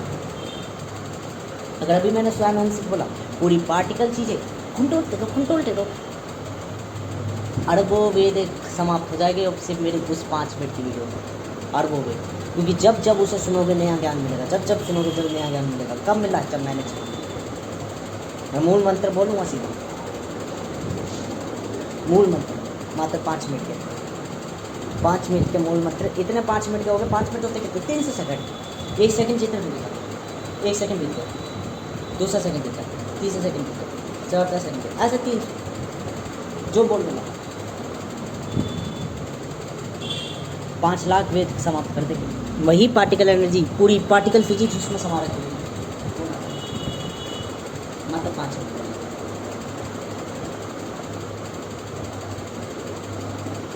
इसलिए मैं कहता हूँ चीज़ें ध्यान रखो, ऊर्जा में जो रूपांतरण हो रहा है, तो यहाँ पे देखो वास्तविक कौन है भाई? कब हूँ मैं? जब मैं दोनों रूप धारण करता हूँ, ठीक है। तो रियलिटी कैसे दिखेगी? रियलिटी को ही देखेगी। सिर्फ जिसका रूप नहीं है उसको देखो ना, नंदी कौन है, शिव ही है। ठीक है, देखेगा कौन, नारायण देखेगा, पद देखेगा। अगर मेरा ही रूप देखेगा, मैं ही मैं को देखूँगा, मैं ही मैं को जानूंगा, मैं ही मैं को समझूंगा, मैं ही मैं को ज्ञात करूँगा। अगर अहम मैं स्वयं को ही देखेगा तो स्वयं अहम को ही देखेगा। इन तरीके को ध्यान रखना है। क्या कहता हूँ, ये जो वीडियो में बता रहा हूँ ये मैं बता रहा हूँ, तो इस पल में, इस क्षण में जो बता रहा है ये अहम है, जो गा रहा है ये गुरु नारायण है, और जो सुनेगा अर्थात भीतर ही अगले वाले पल में जो इसी वीडियो को एक प्ले बॉय की तरह, प्ले बॉक्स की तरह सुनेगा वो स्वयं होगा। क्योंकि ध्यान रखना, ये जो बता रहा है ये स्वयं बता रहा है, अर्थात मैं बता रहा हूँ, और जो सुन रहा है वो मैं स्वयं सुन रहा हूँ, अर्थात स्वयं सुन रहा है। ये जो बता रहा है ये अहम बता रहा है, अहम बता रहा है। और ये जो फिर इस पर तर्क लगाएगा, सोचेगा, अहम सोचेगा, अहम मस्तिष्क, तो मस्तिष्क के भीतर जो मन के भीतर प्रोग्राम थे वो अहम के चलेगा। मन से बाहर, शरीर से बाहर, सृष्टि से बाहर समस्त प्राणी क्या चलेंगे, स्वयं। अर्थात भोलेनाथ के अंदर अगर देखा जाए वशिष्ठ रूप में तो एक महाकाल बैठा होगा जो भीतर ही शांत होगा, अशांत होगा, बाहर शांति का ध्यान लगा होगा। उसको जो देख रहा होगा वो भी अपने आप में से भी होगा और काल होगा, अर्थात स्वयं होगा, तो स्वयं चीज़ों को देख रहा होगा। और यही परसेप्शन होता है कि perception to perception and perception to C, मतलब मैंने क्या कहा, पी टू पी और P to P C. That's mean यहाँ एक परसेप्शंस की थ्योरी आ बहुत बड़ी थ्योरी है, बहुत विशाल थ्योरी। परसेप्शन हर एक चीज़ खेल है, परसेप्शन का खेल हर चीज़। परसेप्शन का मतलब नजरिया, यहाँ आंखों का ये मानना, बिलीव, ठीक है, ये है परसेप्शन। किसी भी चीज़ को बिलीव कर लेना, किसी भी चीज़ को मान लेना, किसी भी चीज़ को स्वीकार कर लेना, किसी भी चीज़ को एक्सेप्ट कर लेना, किसी भी चीज़ को ठान लेना कि हाँ ऐसी होती है। सूक्ष्म पल परसेप्शन, सूक्ष्म पल परसेप्शन, नजरिए, छोटे छलाव, नजर छलाव को ही डिसेप्शन को ही परसेप्शन कहते थे। अर्थात मेरा पर्सपेक्टिव, मेरा नजरिया, मेरे छलाव, मेरा मानना, ये सारा, ठीक है। तो मीनिंग अर्थ को ही परसेप्शन कहते हैं।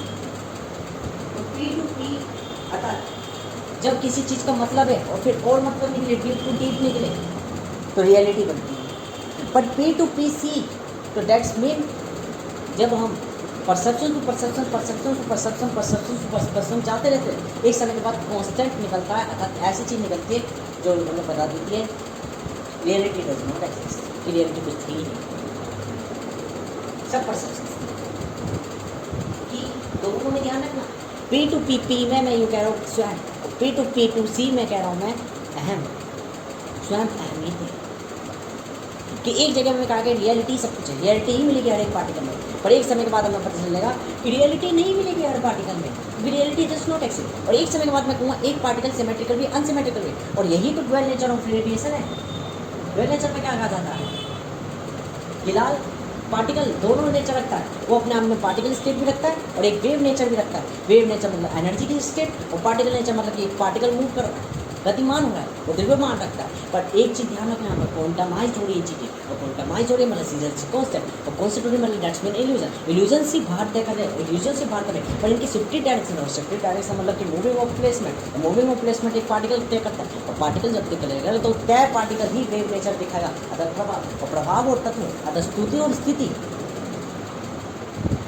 और स्तुति और स्थिति मतलब कि तत्व और तत्वों के गुण, तत्व और तत्वों के गुण मतलब तत्व और तत्वों के प्रभाव, तत्व प्रभाव अर्थात गण, और गण मतलब गुण, और गण अर्थात ही पद और नाम, अर्थात अंतर ही अंतर रूप में ही अपने आप को भ्रमित कर रहे होगी। और जब ये अनगिनत मिल जाते हैं तो रियलिटी, और अगर छोटे छोटे पलों में बात करें तो इल्यूजन, मतलब एक ही चीज़ रियलिटी भी, एक ही चीज़ इल्यूजन में, पर साथ में है तो रियलिटी अशांत है, अलग अलग है, अलग अलग है तो इल्यूजन। और अंतिम में आके पता चलेगा एक ही पार्टिकल रियलिटी, एक ही पार्टिकल इल्यूजन। और अगर अंत में आके हमें पता चलेगा तो that is the reality. Reality is a phase of to every time, कि रियलिटी ही इल्यूजन्स पैदा कर रही है, कि अंत न अंत रूप में ये ध्यान रखिए रियलिटी हमेशा स्थायी होगी, और इल्यूजन से अपने आपको रियलिटी दिखाएगी, इल्यूजन से अपने आपको रियल दिखाएगी। और यही दो चीज़ें पी टू पी पी को कह देंगे रियल, और पी टू पी पी को कह देंगे रियल। एक रियल वो है जो दिखता है, और एक रियल वो है जो दिखता नहीं है। सीखो।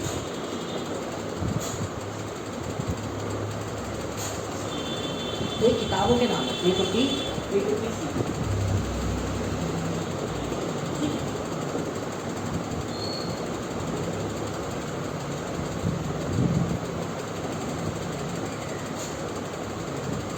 अब मैं बताऊँ 3 व्यक्ति को, एक व्यक्ति को बहुत तर्क करता है, एक व्यक्ति को बहुत विवेचन करता है। विवेचन का मतलब क्या है?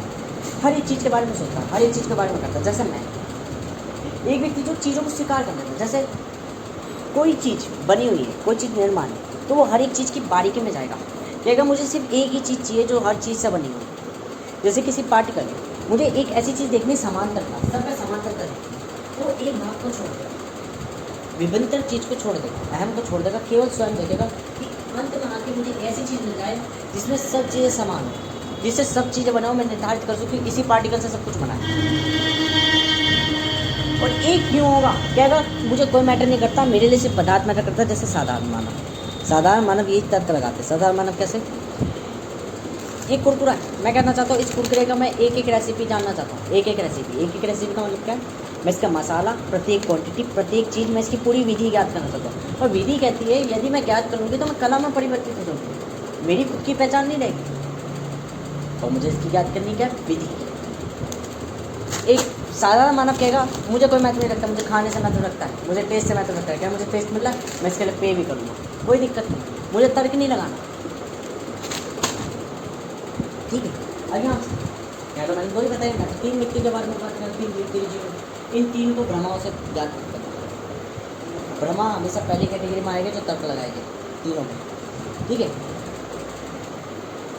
इस वाली कैटेगरी से नहीं आएंगे साधारण मानव, वो अलग ही है, तीनों स्वयं सिर्फ अलग है।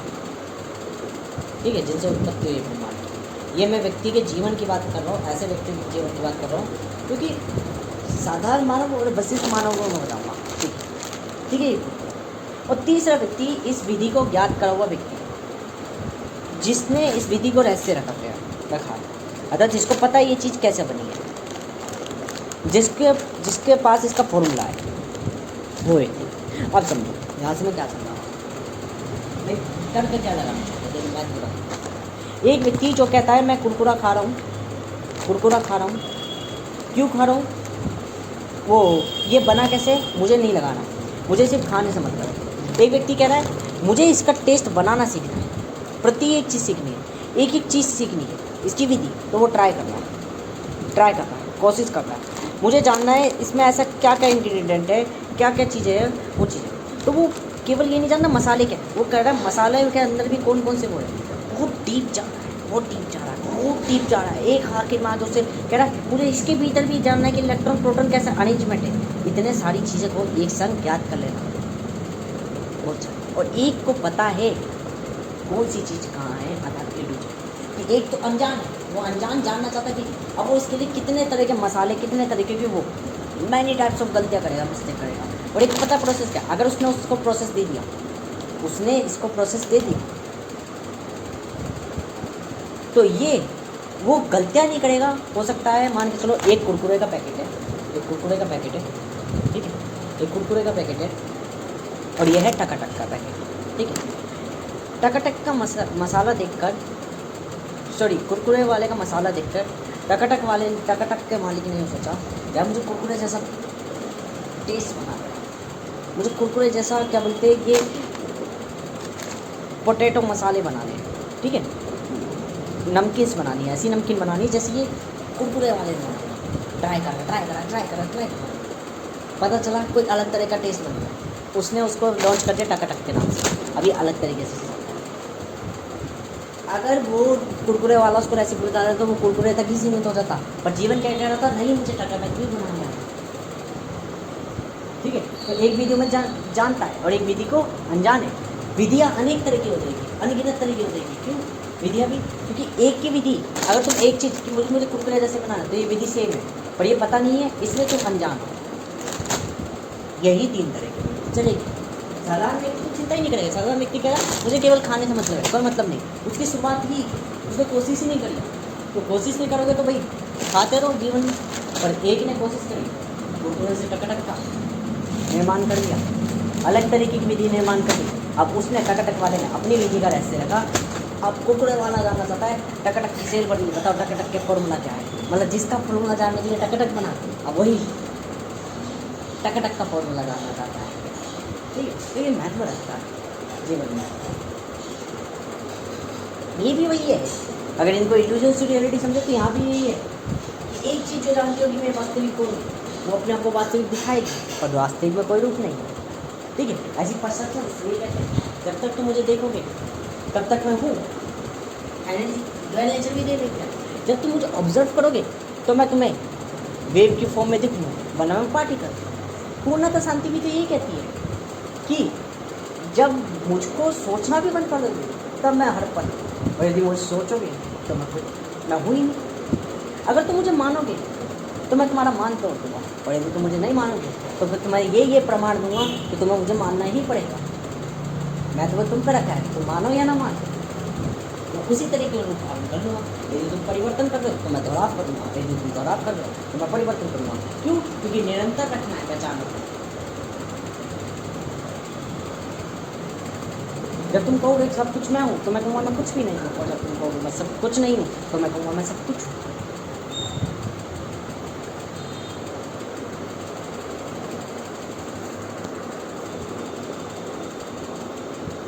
अब यहीं से समझो एक और चीज़, एडवर्टाइजमेंट। साधारण व्यक्ति कहेगा मैं कुरकुरा खाता हूँ इसलिए मैं इंटेलिजेंट हूँ, तो मेरी तरह कुरकुरा खाने लग जाएगा, है ना। एडवर्टाइजमेंट वाला कहेगा देखो हमारी कंपनी का कुरकुरा खाते हैं इसलिए वो इतने इंटेलिजेंट है, तब ये बेवकूफ़ बना रहे हैं। कि रियलिटी ये है कि मैं कुरकुरे से इंटेलिजेंट हूँ, मैं हूँ इसलिए इंटेलिजेंट हूँ। यही रियलिटी टू इल्यूजन्स है। इल्यूजन्स क्या है? वो परसेप्शन जो दिख रहे हैं और जो दिखाए जा रहे हैं। तो P2P की फॉर्म ये है और P2P2C की फॉर्म ये है कि रियलिटी कहती मैं डज नॉट एग्जिस्ट, मैं एग्जिस्ट ही नहीं करती, अर्थात मैं इन चीज़ों से ताल्लुक ही नहीं रखती। अब चाहकर भी मुझे नहीं देख सकते। आप मुझे जैसा चाहोगे मैं वैसा हूँ।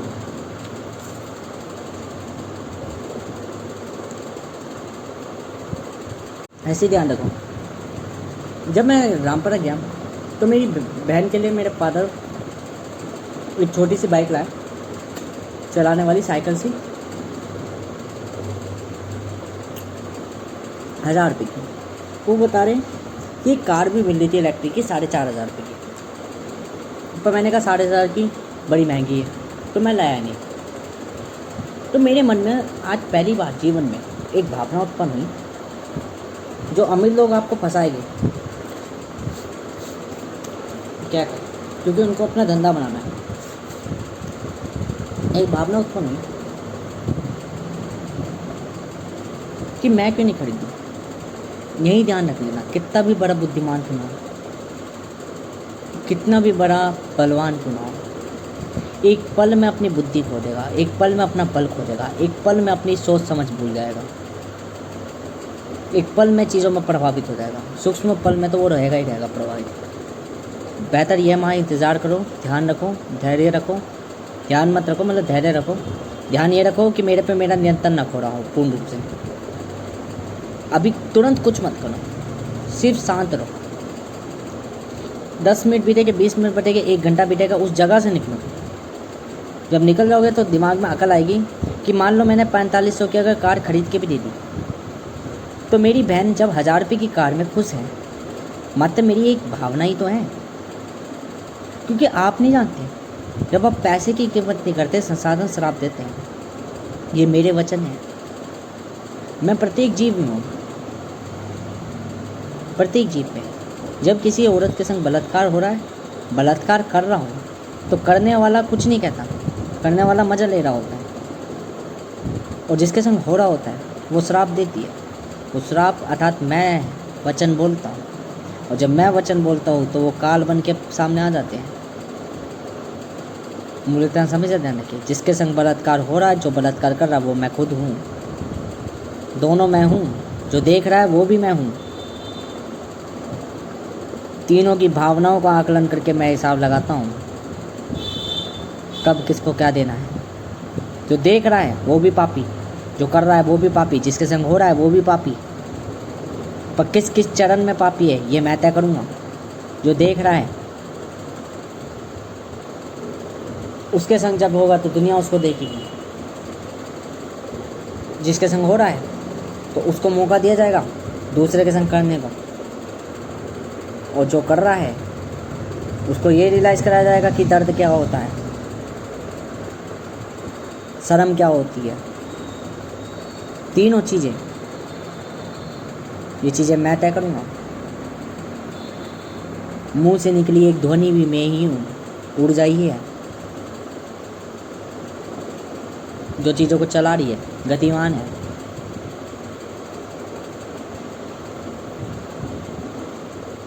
बताए एक तरीके का प्रभाव। इसलिए तो एक समय के बाद 10 मिनट बाद, 20 मिनट बाद, 1 घंटे बाद यह आएगा दिमाग में कि 4500 किस चीज़ ला तो दो, पर उसके लिए तुम्हें फिर वापस चक्करों में फंसना पड़ेगा, काम करना पड़ेगा, मेहनत, और उससे कोई लाभ भी नहीं है। ये सही समझ की बुद्धि, सोच समझ की बुद्धि समय के बाद आई। इसके लिए समय चाहिए होता है, पर अगर समय नहीं होता तो मैं कुछ मूर्खता करता और ये हकीकत। एक पल के लिए तो सब मूर्ख है, एक जन्म से तो सब शूद्र है। समय उसके कर्म बताते हैं, अर्थात उससे समय बनाता है उच्च पद का, उच्च बुद्धि का। बड़े से बड़ा बुद्धिमान ही एक पल के लिए मोहित हो जाएगा, प्रभावित हो जाएगा, अगले पल ही उसे अपने नियंत्रण लाने के लिए मौका मिलेगा। क्या वो नियंत्रण में है या नहीं है। प्रभाविकता जीवन का एक चरण है, पर इसमें जीवन जीना ये कोई चरण आप तय कर रहे हो, प्रकृति तय नहीं करती, कोई और तय नहीं करता, ये आप स्वयं तय करते हो आपको रहना है या नहीं रहना है। यही जीवन है।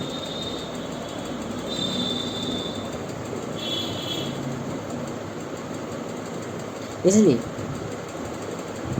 ये मूल्यता आप ध्यान रखें कि मुझे बाद में जब मैं आ रहा तो मुझे एक एहसास हुआ, उस समय तो एहसास हुआ जब मुझे एहसास हुआ पैसे की कमी। एक पल के लिए मुझे स्मरण हुआ कि लोगों को गरीबी का असर क्या होता है।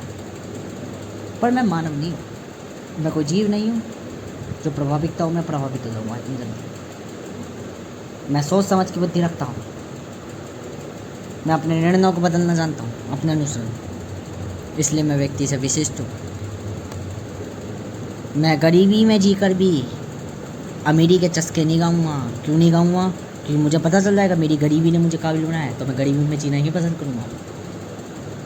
यही मेरे लिए महत्वाकांक्षा रखती है। एक गरीब व्यक्ति क्या होता है, जब वो गरीबी देखता है तो वो अमीर बनने की सोचता है, कहता है कि मैं ऐसी अमीरी रखूँगा कि मेरे बच्चों को कभी ऐसी गरीबी ना देखनी पड़े। अरे मादर चौथ, तो यही सोच कि तूने गरीबी झेल के जब तू इतना काबिल बन गया और तू अपने बच्चों को अपने जैसा देखना चाहता है, तो उन्हीं गरीबी में पलने दे। क्योंकि जब तू अमीरी में देखेगा तो अमीरी का अनुभव तूने नहीं लिया, तो तुझे एक एक चीज़ पता होगी कि मेरे बच्चे कैसे बनेंगे, तब तू फिर 20 साल बाद दुख देगा कि मेरे बच्चे नालायक हो गए। ऐसा क्यों? इतनी मेहनत करने के बाद क्यों था? क्योंकि वो चीज़ उस चीज़ से ताल्लुक ही नहीं रखती थी, वो चीज़ इस चीज़ से ताल्लुक रखती थी कि तेरी परिस्थितियों ने तुझे ऐसा बनाया और तूने अपने बच्चों को उन परिस्थितियों से ही परे कर दिया।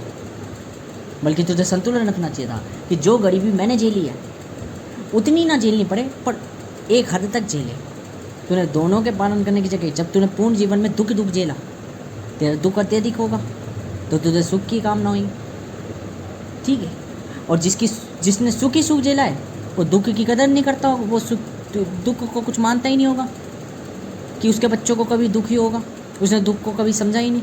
मैं इसलिए तो कहता हूँ स्वयं की कदर नहीं करता, सुख की कदर नहीं करता, पर दुख की कदर करता है। दुख जानता है कि दुख बड़ा कष्टवान होता है, इसलिए वो कभी भी गरीब नहीं रहना पसंद करता। यही जीवन है, ये मानवीय है, ये जैविक है, ये वास्तविक नहीं है, ठीक है। सब चीज़ें तत्व और जैव के बीच में चली है, जैविक तत्व जैव के बीच में और तत्वों के बीच में, अर्थात मानवीय और ईश्वरीय, देवीय। पर हमसे कुछ नहीं चला। हमसे चलने का मतलब यह है, तात्पर्य है,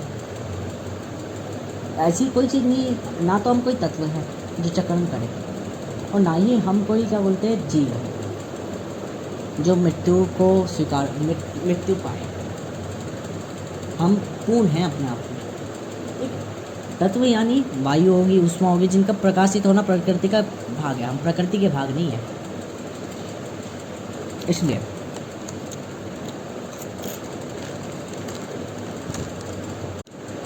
ऐसे ही समझो।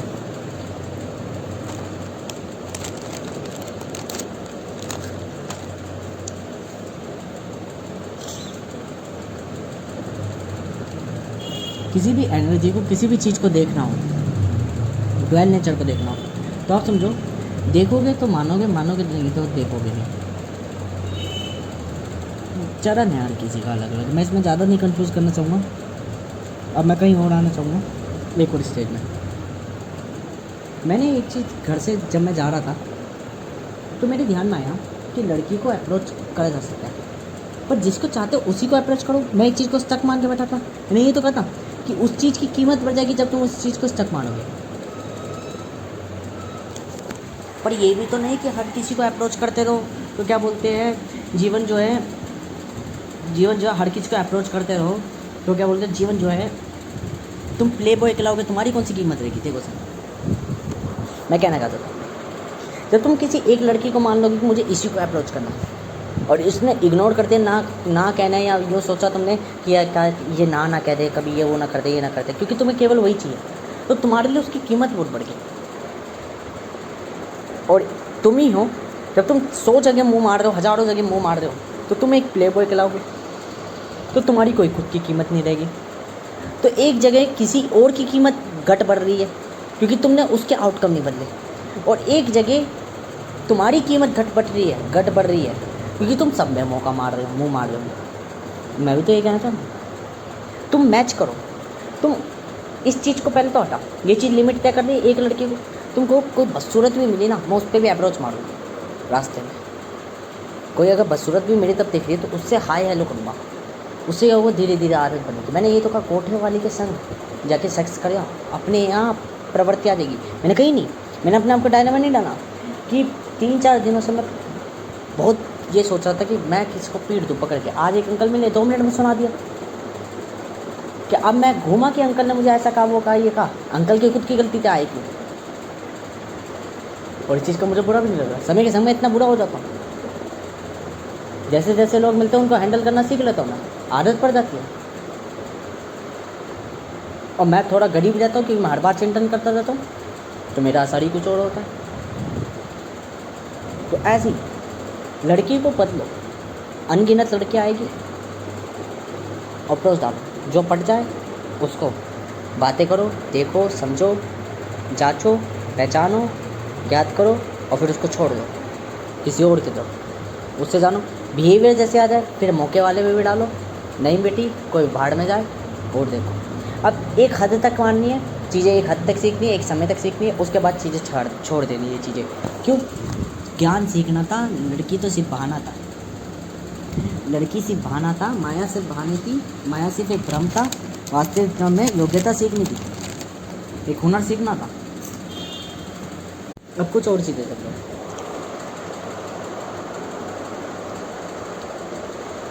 देखो ये चीज़ तो ठीक होगी कि मैंने इतनी चीज़ें सीखी कि भाई लड़की बदल के चेक करो, ट्राई करो, बाकी थ्योरम सिद्धांतों का पालन करो, नियमों का। देखो कुछ दिनों से मैंने कही थी कि एक समय में आकर्षित दिखूँगा, अगले पनी में आपको ऐसा दिखा दूँगा जैसे मैं आकर्षित होंगी, अपने आप को ही दिखा दूँगा। 2-1 दिन पहले मैं बहुत बेहतर दिख रहा था, अच्छा दिख रहा था, लुकिंग पर्सनैलिटी वाला लुकफुल दिख रहा था। आज मेरे को आज ऐसा सरा जैसे मैं कितना बुरा दिख रहा हूँ। आज मैं लुकिंग पर्सनैलिटी वाला नहीं दिख रहा, आज मैं कॉन्फिडेंट नहीं था अपने ऊपर। पर मैंने अभी एक वीडियो में कही थी कि मेरे दोस्त में ऐसा क्या है जो लोग उसको अप्रोच करते हैं। आज जब मैं अपने दोस्त के साथ घूम रहा तो आज मुझे ऐसा लगा जैसे वो अट्रैक्टिव है। लुकिंग, हेयर स्टाइल, बढ़िया हाव भाव, बढ़िया हाव भाव, मतलब कि अच्छे में अच्छा दिख रहा है कि हर लड़की अप्रोच कर रही होगी उसे, वो बता भी रहा कि अप्रोच कर रही दिखा। अब वो ऐसा दिखा क्यों? ताकि उसको देख के उसका लाइफ स्टाइल मैं अपनाने की कोशिश करूँ, मैं देखने की कोशिश करूँ और उससे इंस्पायर्ड हूँ, ताकि मैं अपना लुकिंग बेटर कर सकूँ। इसको मैं ज़्यादा लंबा नहीं कहूँगा, इसके पीछे की फिलोसफी नहीं बताऊँगा, यहीं समाप्त करता हूँ। वरना मैं बताने को फिलोसफी बता सकता हूँ कि अगर डाउट हो मन में, मैं कुछ नहीं जानता, मैं केवल प्रभावित हूँ, तो मैं फिलोसफी बता देता हूँ भीतर की। देखो वो चीज़ ऐसी दिखी वो बढ़िया क्यों थी? क्योंकि उसने धारण ऐसी ऐसी चीज़ें कर रखी हैं। मैं उस चीज़ से अज्ञान हूँ। मैंने धारण नहीं, मैंने simple hair style hair cut कटवा रखा है, तो मैं सिंपल ही दिखूंगा सारा से सत्य। अब कहने को तो मैं यूँ कहना चाहिए कि मैं तो अपनी शक्ल बदल सकता हूँ, मैं तो अपने रूप बदल सकता हूँ, मैं तो अपने हाव भाव हाल चाल बदल सकता हूँ, ठीक है, ये बदल सकता हूँ। कपड़े वही पहनूंगा, सब कुछ वही बदलूंगा, पर कुछ तो बदला। पर यदि मैं कुछ नहीं बदल रहा अपने ऊपर, तो मैं कपड़े बदल के भी अपने आप को बदला हुआ दिखा सकता हूँ। या तो मैं कपड़े बदल के अपने आप को बदला हुआ दिखा सकूँ, या मैं बोली से अपने आप को बदला हुआ दिखा सकूँ, या मैं अपनी आंखों से अपने आप को बदला हुआ दिखा सकूँ। किसी ना किसी चीज़ को तो बदल कर ही दिखाऊंगा ना अपने आप को। पर यदि मैं सभी जगह समांतर चल रहा हूँ तो समांतर ही दिखूँगा। ऐसे ही अब जब मैंने देखा कि मेरी आंखें सही है पर आंखें हर पल सही नहीं रह सकती, बोलना सही है पर बोलना हर पल सही नहीं रह सकता है, चेहरा सही है पर चेहरा हर पल सही नहीं रह सकता, तो मेरे दिमाग ने कहा एक ट्रेट और जोड़ लो अपने अंदर, एक सेंसेस और जोड़ लो। कि मैंने देखा जब बर्तन केवल हाथों से मज रहे हैं तो मैं उसे परफेक्ट मान लूँ। मैंने उसको थोड़ा स्मार्ट बनाया, मैंने कहा आँखों से देख के मांजो। जब मैंने आँखों से देख के मांजा तो मैंने कहा ठीक है। फिर मैंने कहा यार मन में थकान हो रही है, तो मैंने कहा दिमाग का, मन का और इस्तेमाल करो। मैंने अनेकों इंद्रियों का इस्तेमाल करा, पर अगर इसके बाद भी नहीं है तो मैं कहूँगा जूना ही बदल लो। एक ऐसा जूना लो जो सरफ को भी ले ले। अब यहाँ मैंने भारी तत्व का इस्तेमाल करा, मेरे शरीर के भीतर का कोई चीज़ नहीं है, तो मैंने एक ट्रेड और बढ़ा ली, चीज़ों को और बेहतर तरीके से करने लग गया। और यही चीज़ें हैं, ठीक है, कि यहाँ भी मैंने यही कह रहा हूँ मैं कि मैंने देखा जब मेरी आंखें ये सब चीज़ें मैं बदल के भी अपने आप को आकर्षित दिखा सकता हूँ, किसी को भी अट्रैक्ट कर सकता हूँ, ठीक है, तो कपड़े पहन कर भी तो मैं अट्रैक्ट कर सकता हूँ, हेयर स्टाइल बना के भी तो हेयर कट वो अट्रैक्ट कर सकता हूँ। वो चीज़ें सीख रहा हूँ, ये है फिलोसफी। वो चीज़ें क्यों दिखी? ताकि मैं चीज़ पे तर्क, दिमाग, फोकस, प्रभावित हूँ। एक और चीज़, जैसे आज मैं अपने दोस्त के यहाँ उसके घर के बाहर पेड़ी पे बैठा और मेरा दोस्त भी बैठा, तो पुलिस वाले जैसे पेट्रोलिंग करते हैं तो वो पूछे क्यों भाई कैसे बैठे हो यहाँ पे? तो मेरे दोस्त ने कहा ये रहा हमारा घर, यहाँ पे बैठे और क्या दिक्कत है, मेरे अंदर जाओ करके। तो निकल के ना भाड़ में जा माशुक भाई, है ना, बैठे रहे, कोई दिक्कत नहीं, हम अपने घर के सामने बैठे, क्या वो है मैंने कहा ये ऐसे क्यों पूछ रही है, इनका घर है क्या यहाँ पे? कह रहे कि नहीं, पेट्रोलिंग कर रहे हैं। मैंने कहा फिर बोल क्यों रहा है ऐसे? तो वो क्योंकि आजकल यहाँ पे दंगे होंगे, वो लड़ाई झगड़े बहुत हो रहे हैं, लड़के बड़े हरामी हो रहे हैं। तो मैंने कहा यार किसी लड़की को अप्रोच मारोगे, वो छेड़छाड़ ये सारी चीज़ें, किसी पे चाकू चलाओगे, बंदूक चलाओगे, थोड़ा ये क्या बोलते हैं खतरनाक। तो मेरे उस समय थोड़ा सा डर का एहसास हुआ, क्योंकि देखो पुलिस वाले हट्टे काटे थोड़े वैसे तो होते ही है, ठीक है, ऊपर से क्या उन पुलिस वालों को तुम मार भी नहीं सकते जान से, क्यों? उनकी पूरी ब्रांच होती है, पूरा एक संग कनेक्शन आ जाता, तो मत चालाकी काम करती, छल काम करती। जैसे वही संभव हो, जैसे एग्जाम्पल वो अंकल थे, अंकल पे मैंने हाथ कुछ नहीं छोड़ा, अंकल मुझे बेटी चौथ भी कह के गए, मैंने पलटू भी गाली नहीं बकी। क्यों नहीं गाली बकी? क्योंकि समझदारी यूँ कहती है अगर कोई व्यक्ति माफ़ी से शांत हो सकता है, यदि कोई व्यक्ति तुम्हें 2 बातें सुना के शांत हो सकता है तो जान दो ये बहुत बुद्धिमानी वाला काम है। पल में ध्यान रखो, किसी को कोई चीज़ प्रभावित नहीं करनी। अगर तुम्हें पंगा लेना तो ले लो, पर यदि तुम्हें दिखे कि उसको इस तरीके से हैंडल करा जा सकता है, उससे एक माफ़ी मांग के उसको शांत करके भेजा जा सकता है, तो मेरे लिए समय बहुत महत्व रखता है। मैं उससे बकचोदी करने की जगह मैं उससे माफ़ी मांगूँ कि अंकल जी माफ़ कर दीजिए, मेरे से गलती होगी, मुझे जाने दीजिए, बस। अगर मुझे पता है कि वो व्यक्ति, और यदि उसके बाद में नहीं तो धैत रापट मार दो और थपट के समाप्त कर दो व्यक्ति को। जब वो अंकल मुझ पर आया तो मुझे पता थी शांति से आराम से बोलने से नहीं चलेगा। मैंने तीव्र गति में बोला, तेज़ गति में बोला। अभी मेरा गला, मुझे बाद में समझ में आया कि मेरे गला बैठ गया, तो मैंने अब गले पे ध्यान लगाया, मैंने गले पे फोकस लगाया। मैंने कहा थोड़ी वॉइस डीप करनी पड़ेगी, क्योंकि इस मंदी आवाज़ के कारण क्या हो रहा कि जब एक व्यक्ति मेरे पे चढ़ा तो मैंने उस एक व्यक्ति को सुधार तो दिया अच्छे से। जब दूसरा व्यक्ति कार से निकला, वो दूसरा व्यक्ति कब निकला? जब उसको मेरी आवाज़ मंदी दिखी, मैंने सुधार के उसको भी कार में बिठा दिया। पर ऐसे तो क्या मैं पूरे बाजार से लड़ता रहूँगा? मैं तो अपना समय व्यर्थ कर रहा हूँ, मेरे से बड़ा मूर्ख तो कोई नहीं होगा। तो मैंने कहा वहाँ आवाज़ भी तेज़ होनी ज़रूरी है, वहाँ व्यक्ति को ये बताना आवश्यक होना चाहिए कि तुम हो कौन, ठीक है, ताकि कार से निकलने से पहले वो अपना गेट पहले ही लॉक करके रख ले कि निकलना ना पड़े। ये महत्व रखता है, तो यहाँ मुझे गहरी आवाज़ करनी पड़ी। ये समय के संग ट्रेड बनानी पड़ेगी और बहुत भारी होती चल जाएगी बात, क्योंकि धीरे धीरे मैंने सोच चालू कर दी, ये सोचना चालू कर दिया, अब ये रूप धारण करने लग जाएगा, रूप बदलने लग जाएगा, क्वालिटी, ट्रेड, स्किल, कला निर्माणित होने लग जाएगी। ये विधियाँ कहलाती है। समय के संग बदल जाओगे।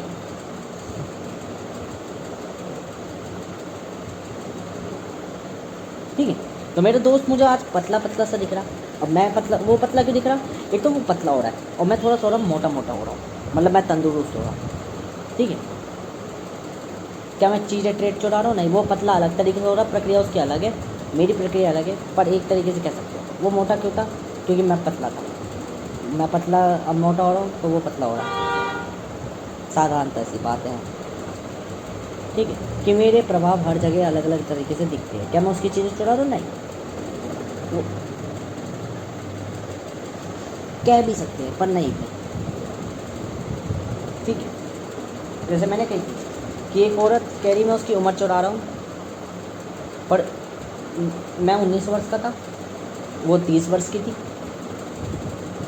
दुनिया को चलते चलते 523 साल हो चुके।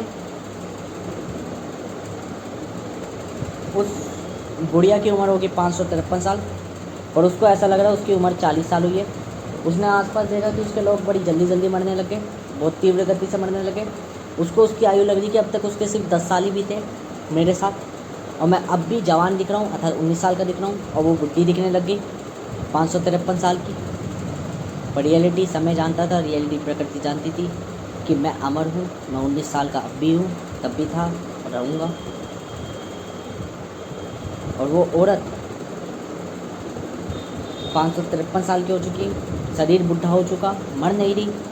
वो तब तक नहीं मर रही जब तक मैं हूँ उसके साथ। वो 30 साल की थी, उसे लगा ऐसा रहा है कि वो 40 साल की है।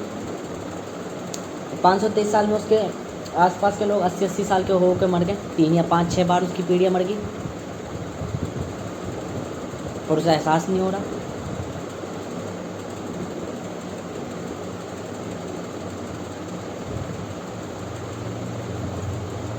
उसे एहसास नहीं हो रहा, उसे लग रहा है ये मेरा सपना है केवल।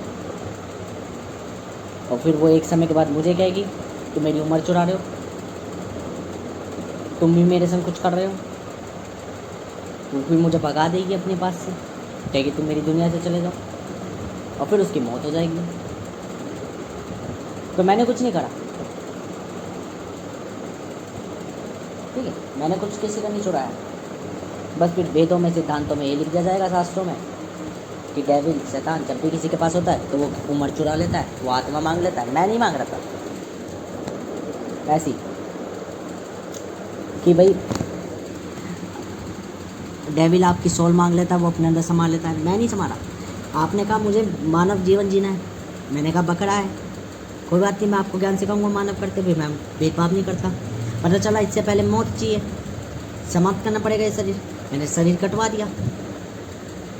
दिया, आत्मा ही रूप में आ गए, मानव जीवन दे दिया। मानव जीवन में भी सुख दुख थे। आपने कहा अच्छा खासा बकरी की तरह घास चल रहा था, मैं तो और भी ज़्यादा दुख है, सुख तो देखा नहीं, दुख दिख रहे, मुझे गाली बकरे।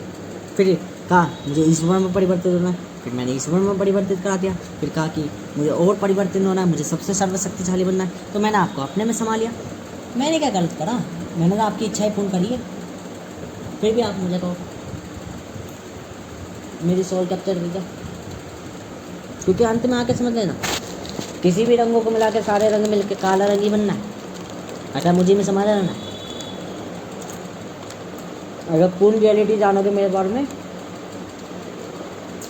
जीवन जब तक ही बेहतर है जब तक वो छोटा पल है।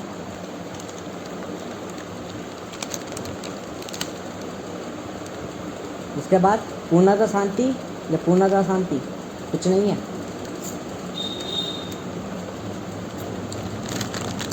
ठीक है,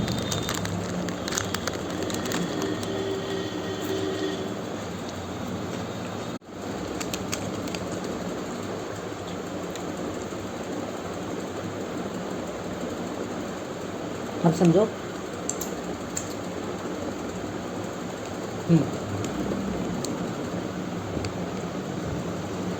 अब समझो, मैं पुलिस वालों से डर बैठ हुआ। अभी था मैं अनजान कि पुलिस वालों को ट्रीट कैसे करना। 1 या 2 दिन में मुझे पता चल जाएगी पुलिस वाले भी कोई खतरनाक नहीं है। डरमुक्त ये साहस उत्पन्न हो जाएगा कि पुलिस वालों को हैंडल कैसे करना। ठीक है, अभी अनजान था, तो एक बालक की बात डर गया, मेरे अंदर एक बालक रूप दिखा जो कह रहा है यार किसी लड़की से बात करना छेड़ दिया तो वो कर देगी, किसी व्यक्ति को पिस्तौल से अगर गोली मार दी पिछवाड़े पे तो केस हो जाएगा, डर जाएगा, क्योंकि चीज़ें एकदम भयानक दिखी। मैं चाहूँ लोगों के विधाता को कोई डरा दे, ऐसा कोई हो सकता है पैदा मेरी इच्छा के बिना?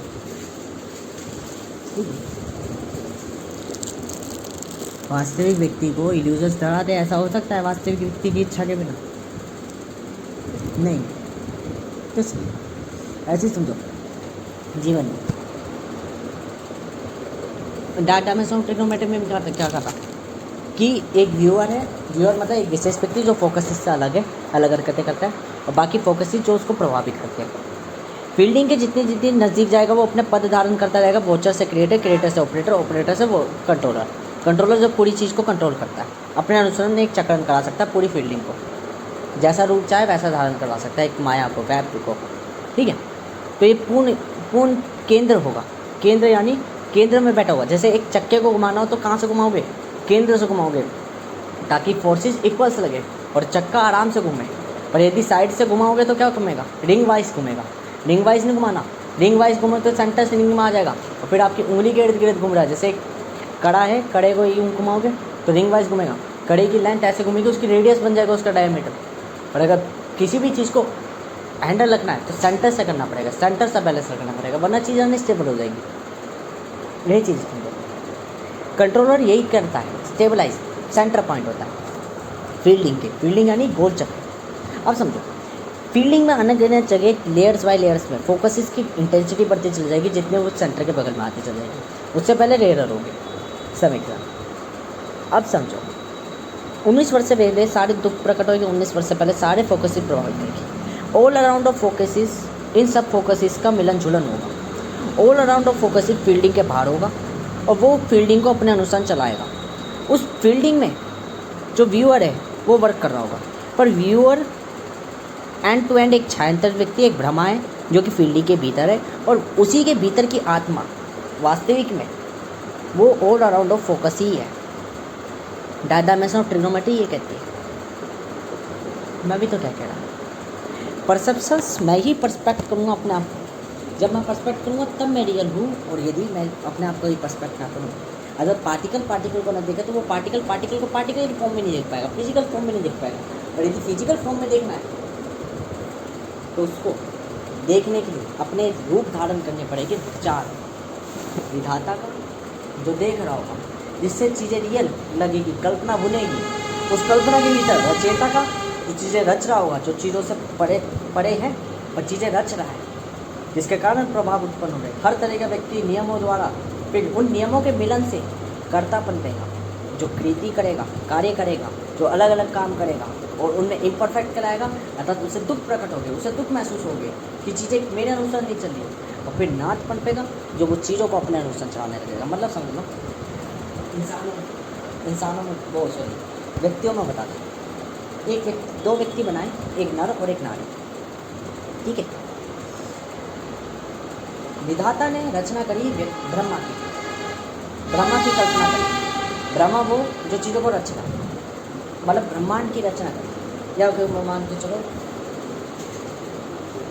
विधाता ने कल्पना करी एक कल्पना जिसमें ब्रह्मांड में ब्रह्मा भी पनपे हैं, सारी चीज़ें पनपी हैं, जिसमें सारी चीज़ें चली। वो देख रहे, ब्रह्मा ने नर और नारी बनाए, दो व्यक्ति बनाए, एक नर और एक नारी। नर और नारी, ब्रह्मा ने केवल दो व्यक्ति बनाए, नर और नारी। नर और नारी का संबंध यह कि नर नारी से विरुद्ध है और नारी नर से विरुद्ध है, दोनों विरुद्ध वो रखते हैं, पर दोनों एक जाति के एक समानता गुण रखते हैं। दोनों के मिलन से एक पुत्र मिलेगा। समय बीता, पता चला नर का काम है बाहर कार्य करना, नारी का काम है घर के भीतर रहकर चीज़ों को व्यवस्थित करना। ठीक है, समय बीता, पता चला नर और नारी के जो दो थे, अब उनकी गणना 7 में बदल गई, 8 में बदल गई, 11 में बदल गई, रैंडम बदले जा रही है अपने आप। अब किसी दिन ब्रह्मा ने एक व्यक्ति का उत्पन्न करा, कर्ता को उत्पन्न करा, पालन वाले को, पालनार्थ। यहाँ ऐसा भी आ जाता है कि ब्रह्मा की विष्णु की उत्पत्ति ब्रह्मा से हुई है, पर इसको उत्पत्ति मत करो, रूप बदला, ब्रह्मा ने रूप बदला, स्वयं ने रूप बदला, अहम ने, नारायण ने। चीज़ें देखना, संतुलन देखना कि चीज़ें जो है इधर पड़ी हुई है कि ब्रह्मा ने तो केवल नर और नारी बनाई, ये बाकी सारे कहाँ से आ गए? पता चला इन दोनों के मिलन से उत्पन्न हो जा रहे हैं अलग अलग तरह की विभिन्नता। इनके बच्चे पैदा हो रहे हैं, इनके 2 लड़के 2 लड़की पैदा हो रही है, फिर वो 2 लड़के 2 लड़की अपने में विवाह करके और चीज़ें पैदा करते हैं। कर्ता ने आगे ब्रह्मा को बताई ये सारी चीज़ें, अभी चरणों में चल रही, तो ब्रह्मा बनाएगा नहीं। यहाँ से एक और नारायण पैदा होगा, एक और कर्ता पैदा होगा, वो नियम है, नियम है। एक और अहम पैदा होगा।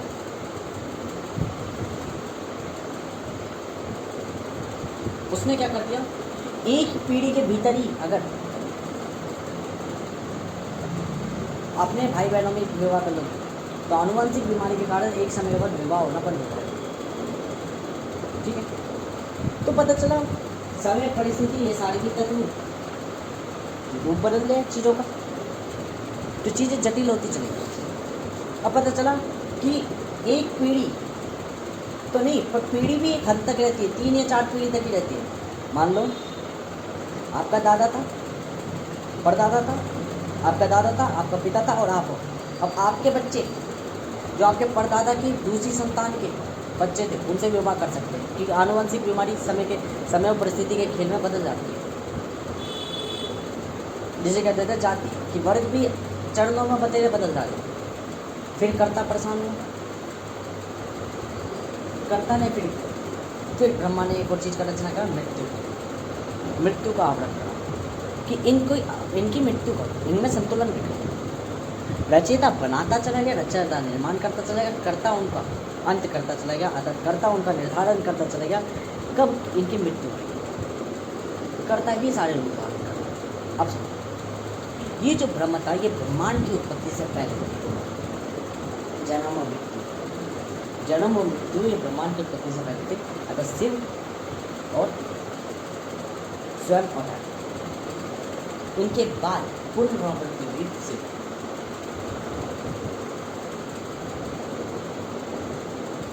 शिव से पनपा ब्रह्मा, ब्रह्मा से पनपा अहम, शिव से पनपा स्वयं, विधाता से पनपा स्वयं, स्वयं के बाद अहम। अब अहम में वशिष्ठ अहम आएगा, नाद जो भी अहम ही होगा, पूर्ण अहम होगा, व्यक्ति महाकाल होगा, ठीक है, सदाशिव होगा। वो नाद कब आएगा, जब चीज़ों को कंट्रोल करेगा, पालन करेगा, उसको तरीके पता होगा कैसे, तो वही मृत्यु भी दिलाएगा, वही जीवन भी दिलाएगा, वही मध्यस्थ भी दिलाएगा, वही अंत भी दिलाएगा। पूर्ण व्यक्ति सारे अहम उसमें परिवर्तित हुए, ये सब कृति एक संग हो जाएगी, जिसे कहेगा परछाया वास्तविकता, ठीक है। ये सत्य एक पनपेगा, अनिगुणित ज्ञानों से सत्य पनपा। अर्थात जब अब तक जो वो भी जिनको मैं कर्ता कह रहा था और कर्ताओं को अहम कह रहा था, यानी वो अहम तब तक थे जब तक पूर्ण अहम नहीं पनपा। जैसे जैसे पूर्ण अहम पनपे, मतलब जैसे सबसे पहले कौन व्यक्ति पनपा था, जो आकलन करने गया था कि कितने व्यक्ति हैं, तो वो उस समय अहम था। पर जब नियम पनपा, नीति पनपी कि एक पीढ़ी के अंदर एक दूसरी पीढ़ी अगर पैदा होती है चीज़ें अंत हो जाएगी, लिमिट हो जाएगी, तो उसके परसेप्शन पे ये जो अहम था ये स्वयं में परिवर्तित हो गया, अर्थात 2 स्वयं हो गए। पहले एक स्वयं था ब्रह्मा, अब 2 स्वयं हो गए। अब इस नीति के बाद जब दूसरा पनपा मृत्यु की चीज़ों में संतुलन, मृत्यु लाएगी, तो ये जो नीति थी, ये जो नियम था, ये स्वयं बन गया, अर्थात ये थोड़ा फीका पड़ गया। अब ये जो अहम है ऐसे ये पूर्ण होते चले जाएंगे, अपने अंत में एक पूर्ण हो जाएगा व्यक्ति, अर्थात ब्रह्मा की उपाधि रख लेगा, रचयिता की उपाधि रख लेगा, और फिर ये करता है ऑपरेट कंट्रोल में रहता है, ठीक है। रचयिता कौन था, विधाता के रूप, विधाता की कल्पना, ब्रह्मांड उत्पत्ति हुआ, चीज़ें बनी, निर्माणित हुई। ब्रह्मांड में ये चारों ही महत्व, कर्ता अनगिनत हो जाते, अनगिनत। कर्ता प्रत्येक तत्व कहलाता, प्रत्येक कारक कहलाता, रचयिता आप कहलाते स्वयं, पल पल आपके कर्ता कृति आपके समाज आते, फिर आपका चरित्र पूर्ण व्यक्ति तय करते, ये व्यक्ति नाथ कहलाता है अर्थात आप कहलाते हैं। अहम और विधाता, आत्मा इन चीज़ों से पड़े है। आत्मा कभी भी रूप नहीं बदलेगी, आत्मा हमसे एक थी और एक है और एक रहेगी। तो शरीर की काया मन बदलते रहेंगे, तो मन पल पल रूप बदलेगा, मस्तिष्क और आत्मा नहीं बदलेगी रूप, क्योंकि ये स्थायी की पहचान है, ये निरंतर नहीं है, तो बदलेगी अपना। ठीक है, तो ये कुछ पहेलियाँ थी जो मैंने सॉल्व कर लिया। बाकी और क्या चीज़ें बतानी है, और जो चीज़ें बतानी है वो तो ये है साधारणता सी।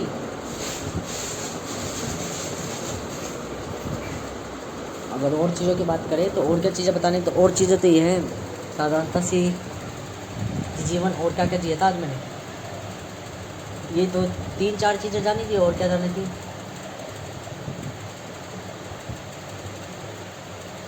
जानी तो मैंने बता ही थी, ऐसी परफेक्ट स्पेशलिटी था आप अपने जरूर। स्पेशलिटी एक हुनर होता है, जैसे मैं अपने आप को कह रहा हूँ साहस, ठीक है, धीरे धीरे बता लिया, समय बीता, मुझे पता चला जब साहस का इस्तेमाल करा, प्रयोग करा, तो आवाज़ के कारण 10 लोग आ रहे हैं। तो मैंने एक और चीज़ सीखी कि मुझे अपनी आवाज़ थोड़ी सी कैरी करनी पड़ेगी, ताकतवर बनानी पड़ेगी। और मैंने और चीज़ सीखी, जब मैंने अपने दोस्त की कहानी सुनी और देखा कि उसका व्यक्ति भी अहंकारी हो गया, तो वो व्यक्ति, तो मैंने केवल ताकत को ही वर्चस्व नहीं माना, मैंने कहा चालाकी, बुद्धि, सही समय पर सही निर्णय ही महत्व रखता है, और यही महत्वपूर्ण हिस्सा है। मैंने थोड़ा और कुछ जाना, जब मैंने खुद की नज़र से देखा, तो मैं उन अंकल को जब मैंने सुनाया तो मेरी आवाज़ कम थी, मैंने आवाज़ पे ध्यान दिया। जब मैंने अपने दोस्त की कहानी सुनी, उसके में मैंने कहा केवल ही गुस्सा किसी काम का नहीं, ये केवल मेरे पे कब आया, जब मैंने एहसास कर लिया। और मैंने अपने पूर्व जीवन को ये देखा कि जब मैं भी सोचा था कि मैं सुना के आऊँगा, पीट के आऊँगा, मार के आऊँगा, और जब मैंने पुलिस वालों को देखा, तो अब मैंने अलग तरीके का देखा, अलग तरीके का जाना। अच्छा, एक और चीज़ है, ऊपर वाले से केवल दुआ इतनी करा करो कि हे ऊपर वाले, मुझे गलतियाँ तो दे ताकि मैं उनसे प्रिपेयर हो सकूँ, पर वो गलतियाँ इतनी बड़ी मत दे कि मैं अपना जीवन समाप्त करने की सोचूँ। मतलब छोटी छोटी गलतियाँ दे, क्योंकि छोटी गलतियों से भी वही ज्ञान लिया जा सकता है जो बड़ी गलतियाँ देगी। वो बड़ी गलतियाँ ज़्यादा प्रभावित करेगी तो असर थोड़ा बेहतर होगा, मैं मानता हूँ, परंतु अगर छोटे छोटे असरों से भी, तो एक चीज़ समझो, एक ही काम को अगर सारा काम एक ही दिन में कर दोगे तो समाप्त हो जाओगे।